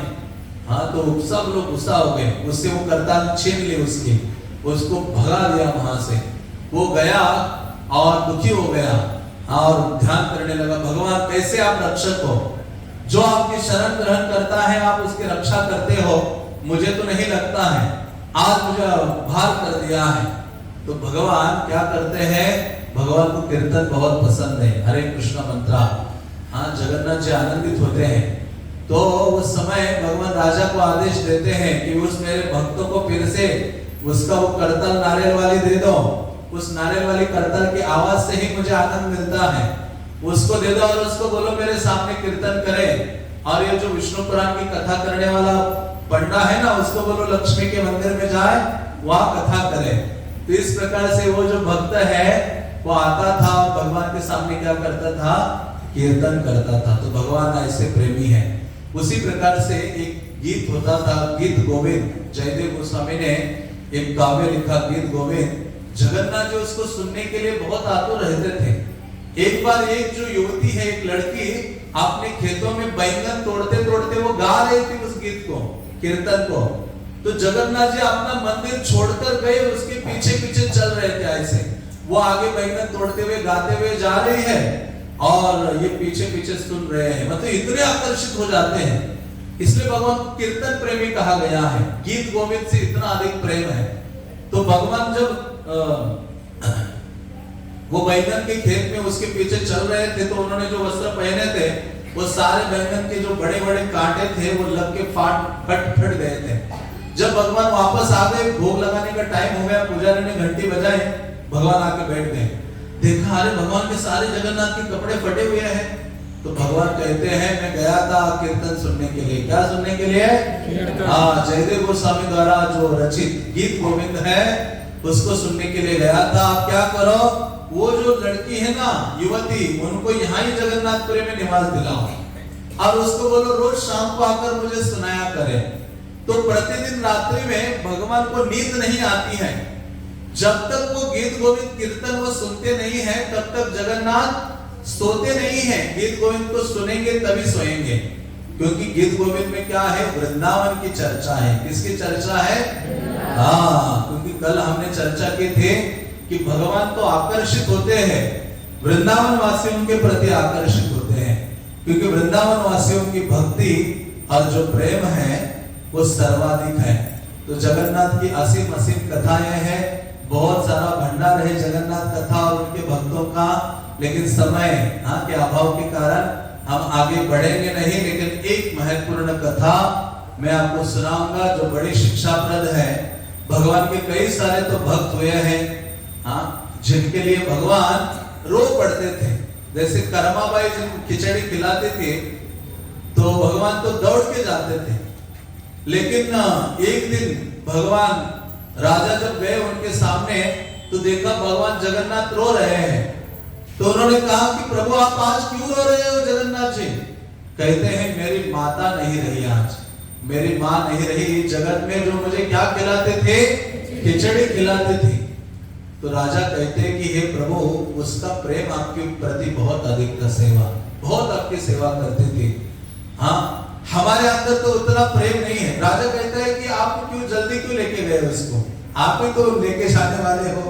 कहते मैं चाहता हूं मेरे भक्त इस जगत में ज्यादा ना रहे, ये जगत बड़ा दुखमय है, बड़ा कष्टमय है, इसलिए मैं अपने भक्तों को क्या करता हूं, मेरे धाम जल्दी लेकर जाता हूं। हाँ, तो उस प्रकार से कहता है राजा कि हे प्रभु जैसे कर्माबाई का प्रेम आपके प्रति था, जैसे स्वादिष्ट खिचड़ी वो आपको खिलाते थे, उतना तो प्रेम हमें नहीं है, लेकिन खिचड़ी खिलाएंगे आपको और सुबह सुबह खिलाएंगे। सबसे पहले भगवान क्या खाते उठकर, यही जगन्नाथ की खिचड़ी, कर्माबाई की खिचड़ी। तो राजा कहते हैं कि खिचड़ी खिलाएंगे और उस खिचड़ी का नाम भी वही रहेगा, कर्माबाई की खिचड़ी। हाँ, तो जगन्नाथ आज भी सुबह उठते हैं तो आपने उस भक्त की जो सेवा की, इसलिए भगवान की सेवा जो है उससे पीछे नहीं हटना है। हाँ, सेवा करते करते प्राण त्याग करने का हमें मिले सौभाग्य, उसके बढ़कर कुछ नहीं है। इसलिए प्रभुपाद कहते थे कि मैं तो उस योद्धा के समान बनना चाहता हूं जो युद्ध करते करते उसकी गर्दन कट गई है, उसके हाथ में तलवार है, गर्दन कट गई है, लेकिन फिर भी हाथ चल रहा है और हाथ चलाते चलाते कई सैनिकों को मार रहा है, वो काट रहा है। मैं वैसा बनना चाहता हूं, मतलब मैं अपने अंतिम श्वास तक क्या करना चाहता हूं, कृष्ण की सेवा करना चाहता हूं। देखो प्रभुपाद ने वही किया। प्रभुपाद पूरे वृद्धा बिल्कुल ऐसी अवस्था थी, तब भी वो भागवतम को लिख रहे हैं, भागवतम बोल रहे हैं, अंतिम समय तक सेवा की है। हम 70 साल की आयु में प्रभुपाद अकेले, व्यक्ति घर से बाहर नहीं निकलता, व्यक्ति कहता है पैसा इकट्ठा कर लूंगा, वो मेरी रक्षा करेगा, मेरे बच्चे मेरी रक्षा करेंगे। हाँ, इस संसार में कोई रक्षा करने वाला नहीं है।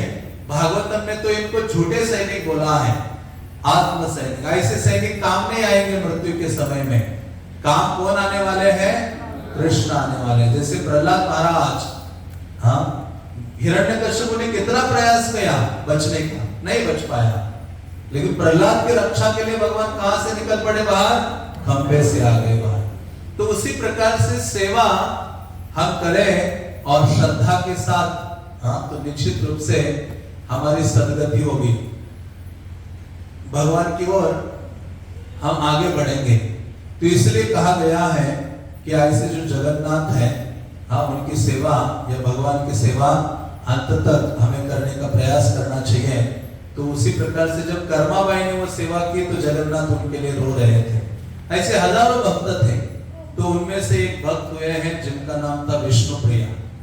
भगवान जगन्नाथ के एक भक्त थे, जयपुर के जो राजा है जय सिंह, हाँ, वो और उनकी पत्नी, वो क्या करते हैं, जगन्नाथ की महिमा को बड़ा सुना था उन्होंने और प्रसादम के बारे में काफी सुना था। तो ये जयपुर के राजा वो जगन्नाथपुरी जाते हैं और जगन्नाथ का दर्शन करके आह्लादित हो जाते हैं, बहुत सारी सेवाएं करते हैं। और वो रानी को कोई संतान नहीं थी। रानी भगवान से प्रार्थना करती कि हे जगन्नाथ, मुझे एक कन्या रत्न दीजिए और ऐसी कन्या जो आपकी सेवा में लगे जीवन भर। तो कालांतर में जब ये जयपुर आए तो उनको एक कन्या रत्न प्राप्त हुई, एक लड़की ने जन्म लिया। उनका नाम उन्होंने उनका विष्णुप्रिया रखा। जैसे उनका नाम विष्णुप्रिया रखा, वो बड़ी हो गई और भगवान की भक्त थी। और उनकी जो माँ है, जो रानी, ये इतनी बीमार हो गई कि बेड पर ही गिरी हुई थी हमेशा। बीमार, कितने सारे वैद्य सब लगाया, दवाइयाँ, ये कुछ काम नहीं कर रहा था। हाँ, तो वो विष्णुप्रिया, उनकी जो लड़की थी, बेटी, वो कहती जगन्नाथ जी सुन नहीं रहे, भगवान कोई सुन नहीं रहे हैं, आप ठीक नहीं हो रही हो। तो कुछ दिनों के बाद देखा कि जयपुर में एक व्यक्ति जगन्नाथपुरी से आया हुआ एक साधु जगन्नाथ का महिमा कीर्तन गाते गाते, कीर्तन करते करते जा रहा था।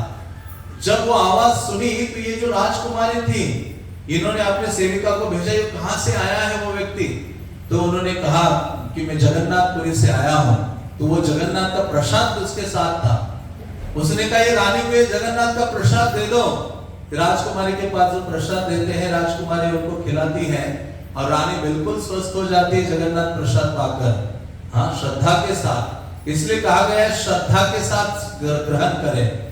तो फिर क्या हो गया कि कालांतर में जगन्नाथपुरी से जगन्नाथ की सेवा करने वाला एक सेवक जयपुर आया और राजा के पास कुछ दिनों के लिए वहां रहा। जैसे वो वहां रहा कुछ दिनों के लिए, तो वापस जाने का समय आया तो राजा ने उनको कई चीजें दे दी। राजा ने उनको सुवर्ण वगैरह दिया या कई ऐसी भेंट दी कि आप अभी वापस जा रहे हो तो आप उसको स्वीकार करो और लेकर जाओ जगन्नाथ जी के लिए, अपने लिए ले जाओ। तो ये राजकुमारी जो थी विष्णुप्रिया, उन्होंने सोचा कि मुझे भी जगन्नाथ के लिए कुछ देना चाहिए। तो राजकुमारी सोचने लगी कि मैं क्या दूं भगवान जगन्नाथ के लिए। तो उसने एक छोटे बक्सा लेकर आ गई और उसमें कुछ डाला छोटे से बक्से में, और वो उस पुजारी के पास दिया और कहा कि आप ले जाइए और ये जगन्नाथ को दे दीजिए।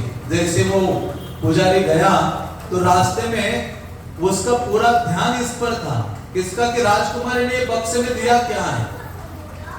राजा ने उसको धन सुवर्ण सब कुछ दिया था, उससे उस पर ध्यान नहीं था। जैसे कभी कभी होता है ना, प्रसादम में बैठते हैं तो सब चीजें मिल रही है हमें, लेकिन कोई एक चीज मानो दूसरे के प्लेट में रसगुल्ला ज्यादा पड़ा है, हम इसमें संतुष्ट नहीं है कि मेरे प्लेट में क्या है। पूरा ध्यान कहाँ है, उस भक्त के प्लेट में एक्स्ट्रा गुलाब जामुन क्यों है, मेरे प्लेट में क्यों नहीं है। तो ये पुजारी, इसके साथ भी ऐसे हो गया। रास्ते में उसको राजा ने धन आदि सब कुछ दे दिया था, लेकिन वो उसका ध्यान यही था कि राजकुमारी ने क्या दिया है। रास्ते में जाते जाते जैसे जगन्नाथपुरी नजदीक आए तो उन्होंने वो बक्सा तोड़ दिया और उसके अंदर से निकाला। तो क्या निकला, एक कागज का टुकड़ा निकला। उन्होंने कहा ये राजकुमारी पागल है, कोई कागज का टुकड़ा भेजती है क्या जगन्नाथ के लिए। वो कागज का टुकड़ा ऐसे करके उन्होंने फेंक दिया और वो गया अपने घर, सो गया आराम से। तो रात्रि में भगवान जगन्नाथ उनके स्वप्न में आ जाते हैं, और जैसे भगवान जगन्नाथ उनके स्वप्न में आते हैं, स्वप्न में आकर क्या करते हैं, जगन्नाथ कहते हैं कि अरे तुम अपने लिए, स्वयं के लिए जो चीज तुम्हें मिली थी वो तो तुम लेकर आ गए, लेकिन राजकुमारी ने जो मेरे लिए भेजा था वो तुम लेकर नहीं आए हो। हाँ, तो आके देखो, तुम उठो और वो जो कागज का टुकड़ा था वो आकर देखो, मैंने अपने छाती में लगा के रखा है। जहां इन्होंने फेंका था भगवान ने उसको उठाया था और अपने छाती में लगाकर मंदिर के अंदर भगवान ऐसे बैठे थे। ये पुजारी जब सुबह गया, देखा कि क्या है, जगन्नाथ की छाती में क्या लगा हुआ है, तो देखा वो कागज का टुकड़ा है जो किसने भेजा था, राजकुमारी ने भेजा था। तो राजकुमारी ने वो भेजा था, तो उसमें राजकुमारी सोच रही थी क्या दूं भेंट क्या दूं। पहले सोचा चलो सोने का सिक्का देती हूँ, फिर सोचने लगे राजकुमारी आ रहे हो तो लक्ष्मीपति है, उनके पास कुछ कमी थोड़ी है, क्या दूं उनको। तो राजकुमारी ने कहा, राजकुमारी ने उसके ऊपर एक श्लोक लिखा था, और उस श्लोक में राजकुमारी ने क्या लिखा था, राजकुमारी कहती है कि हे कृष्णा, हे जगन्नाथ, आपको मैं क्या दूं, आप तो लक्ष्मी के पति हैं, आपके पास सभी प्रकार का ऐश्वर्य है, हाँ मेरे पास और कुछ देने के लिए नहीं है, लेकिन मैं जानती हूं कि एक चीज आपके पास कमी है जो आपके पास नहीं है। और वो क्या नहीं है जगन्नाथ के पास, बताइए क्या नहीं होगा। जगन्नाथ जी के पास एक चीज की हमेशा कमी है, इसलिए उनका ये रूप ऐसा है। चैतन्य महाप्रभु कृष्ण है, कृष्ण जब कृष्ण के लिए रोते हैं तो उनको बोला जाता है चैतन्य महाप्रभु। क्या कृष्ण जब राधा रानी का भाव धारण करके कृष्ण के लिए रोते हैं तो वो कौन है, चैतन्य महाप्रभु। और कृष्ण जब राधा रानी के लिए रोते हैं तो वो कौन है, जगन्नाथ। कौन है, सरल भाषा में जगन्नाथ कौन है, कृष्ण जब किसके लिए रोते हैं, राधा रानी के लिए रोते हैं तो उनको क्या बोला गया है, हाँ इसलिए उनका ऐसा रूप है। तो ये जो राजकुमारी थी जयपुर की, उन्होंने कहा, उनका नाम विष्णु प्रिया था, भगवान की प्रिया थी। वो कहते कि हे प्रभु मैं देख समझ रही हूँ आपके पास सब कुछ है, लेकिन एक चीज की कमी है। क्या कमी है, जो आप जब वृंदावन से चले आए मथुरा द्वारका तब छोड़कर आ गए थे वृंदावन में, हाँ वो क्या था, क्या था, नहीं बांसुरी भी नहीं थी, ना मोर मुकुट था आदि। हाँ भगवान क्या छोड़कर आए थे, अपना मन छोड़कर आ गए थे वहां। इसलिए वो कहते कि हे प्रभु आप अपना मन छोड़कर आ गए वृंदावन में, और अभी आप द्वारका में, मथुरा में, जगन्नाथपुरी में हो, आपके पास आपका मन नहीं है, इसलिए मैं अपना मन आपको दे रही हूँ। क्या दे रही हूँ, मेरा मन क्या दे रही हूँ, आपको दे रही हूँ। इस प्रकार जगन्नाथ इतने गदगद हो जाते हैं और इसलिए तो रोते हैं। 2 दिन तो हमने वही सुना, हमेशा किसकी याद आती थी, वृंदावन की, वृंदावन की, जहां हमारा मन होता है, हाँ वहां हम जाते हैं। तो उसी प्रकार से ये राजकुमारी बहुत बुद्धिमान थी। तो भगवान जगन्नाथ हमसे क्या चाहते हैं, हमारा मन चाहते हैं। हाँ तो मन देने का समय आ गया है, इसलिए गीता में भगवान ने कुछ नहीं मांगा, भगवान ने थोड़ा सा मांगा, पत्रम पुष्पम फलम त्वयम, लेकिन एक ही बार बोला, लेकिन 2-3 बार बार बार भगवान क्या कहते हैं, मन मना भव मद भक्तो, आप मेरे मन वाला हो, आपका जो मन है वो मुझे अर्पित करो। तो इसलिए जगन्नाथ को हमें कुछ अर्पित करना है, तो हमारा क्या अर्पित करना है, पूर्ण रूपे ना मन को लगाना है। मन तो बड़ा पागल है, चंचल है, हठीला है, प्रमादी है। अर्जुन कहते भगवान में तूफान आ जाए तो उसको रोक सकता हूं, लेकिन मन को नहीं रोक सकता। हाँ तो मन को रोकने के लिए क्या विधि है, कृष्ण कहते हैं अभ्यास है न तो कौन्तेय वैराग्य न चक्रयते, कि अभ्यास करो, प्रैक्टिस करो और नियमों का पालन करो। तो भक्ति ऐसी नहीं है कि सब कुछ करेंगे और भगवान तुम भी और बाकी सब भी चलेगा, खिचड़ी नहीं। हाँ भगवान जैसे आप बीमार होते हो तो आप कहोगे नहीं दवाई भी खाऊंगा और जो परहेज करने के लिए बोला गया है वो भी खाते रहूंगा, नहीं, आपको दवाई खानी पड़ेगी, साथ साथ परहेज करना पड़ेगा। तो दवाई क्या है, हरे कृष्णा कृष्णा कृष्णा हरे हरे, हरे राम राम राम हरे हरे। दवाई है भगवान का नाम लेते रहिए, और परहेज क्या है, नियमों का पालन करना, सेवा करना आदि। तो ये दोनों चीजें हमें करते रहने चाहिए, तो हमारा मन क्या होगा, कृष्ण में लगेगा। जो माला नहीं करते प्रतिदिन वो रोज माला कीजिए, कृष्ण के साथ अपना गांठ बांध दीजिए। जैसे शादी के समय गांठ बांधते हैं ना, जितना तत्परता से बांधते हैं आजकल उतना तोड़ने के लिए तैयार रहते हैं, कब छुट्टी हो जाए। अब देखो कल ही मुझे हमारे एक भक्त कह रहे थे, प्रभु आजकल कोर्ट में 2 केसेस सबसे ज्यादा है। वो कहते हाँ सब अपना जो विवाह बंधन से मुक्त होना चाहते हैं, मानो मुक्ति प्राप्त करना चाहते हैं। तो हम भगवान से बंधना चाहते हैं आप सब जगन्नाथ से, हाँ तो बंधने का समय आ गया है, भगवान का नाम, भगवान की सेवा आदि के द्वारा। तो इस प्रकार से हम भगवान के हो सकते हैं। श्रील प्रभुपाद की बड़ी कृपा है कि केवल भारत में नहीं, पहले रथ यात्रा केवल जगन्नाथपुरी में होती थी, और अभी विश्व की हर देश, हर शहर में, हर देश में, हाँ, कोने कोने में जगन्नाथ जी पहुंच गए हैं। रथ यात्रा हो रही है, लोग जगन्नाथ प्रसाद प्राप्त कर रहे हैं, दर्शन प्राप्त कर रहे हैं, जगन्नाथ कथाएं हो रही हैं। हाँ, तो वो केवल श्रील प्रभुपाद के द्वारा। आप सब जानते होंगे कि इस्कॉन जब प्रभुपाद ने शुरू किया तो सबसे पहले कौन से भगवान इस्कॉन में प्रकट हो गए? जगन्नाथ बलदेव सुभद्रा के। आप देखो, जगन्नाथ जी प्रकट हो गए, मतलब पहले प्रभुपाद गए, प्रसाद बताया ना, प्रवचन देना, रसगुल्ला खिलाना। फिर अभी पूजा शुरू नहीं थी, कोई विग्रह चाहिए ना, मूर्ति चाहिए जिनकी सेवा सिखाऊं उस विदेशी लोगों को। तो प्रभुपाद की एक शिष्या थी मालती देवी, वो इंडियन शॉप था, दुकान, जिसमें गई, वहां देखा एक छोटी सी कुछ एक डॉल, एक मूर्ति ऐसे दिखाई दी। वो भारत का दुकान था, उसको लगा ये भारत की कोई वस्तु है, चलो स्वामी जी भारत के, उनको भेंट दे देती हूँ। वो गई लेकर वो छोटी सी ऐसी एक डॉल, हाँ, डॉल को क्या बोलते हैं हिंदी में? गुड़िया। हाँ, छोटी सी गुड़िया लेकर गई और उसको लगा स्वामी जी भारत से हैं, उनको भारत की गुड़िया देंगे तो स्वामी जी खुश हो जाएंगे। तो ऐसे लेके गई, बैग से निकला, प्रभुपाद एक रूम में बैठे थे अपने कमरे में, कहा स्वामी जी ये देखिए भारत के दुकान से गुड़िया आपके लेकर आए हो। तो जैसे उसने निकाला ना बाहर, ऐसे निकाला तो प्रभुपाद ऐसे बैठे थे एक आसन पर, तुरंत नीचे उतरे और दंडवत प्रणाम किया। कहते तुमने भारत की गुड़िया नहीं लाई, पूरे विश्व के नाथ को लेकर आ गए हो, ब्रह्मांड के नाथ है, जगत के नाथ। इनको जगन्नाथ बोलते हैं। क्या बोलते हैं? जगन्नाथ। उनको पता नहीं था ये क्या है, उन्होंने कहा ये जगन्नाथ है। उन्होंने कहा ये कभी अकेले नहीं होंगे, उनके साथ और दो भी होंगे। तो गई दौड़ दौड़ के दुकान में, देखा दो और भी थे वहां। कौन थे दो? सुभद्रा भी थे और बलराम, तीनों को लाए।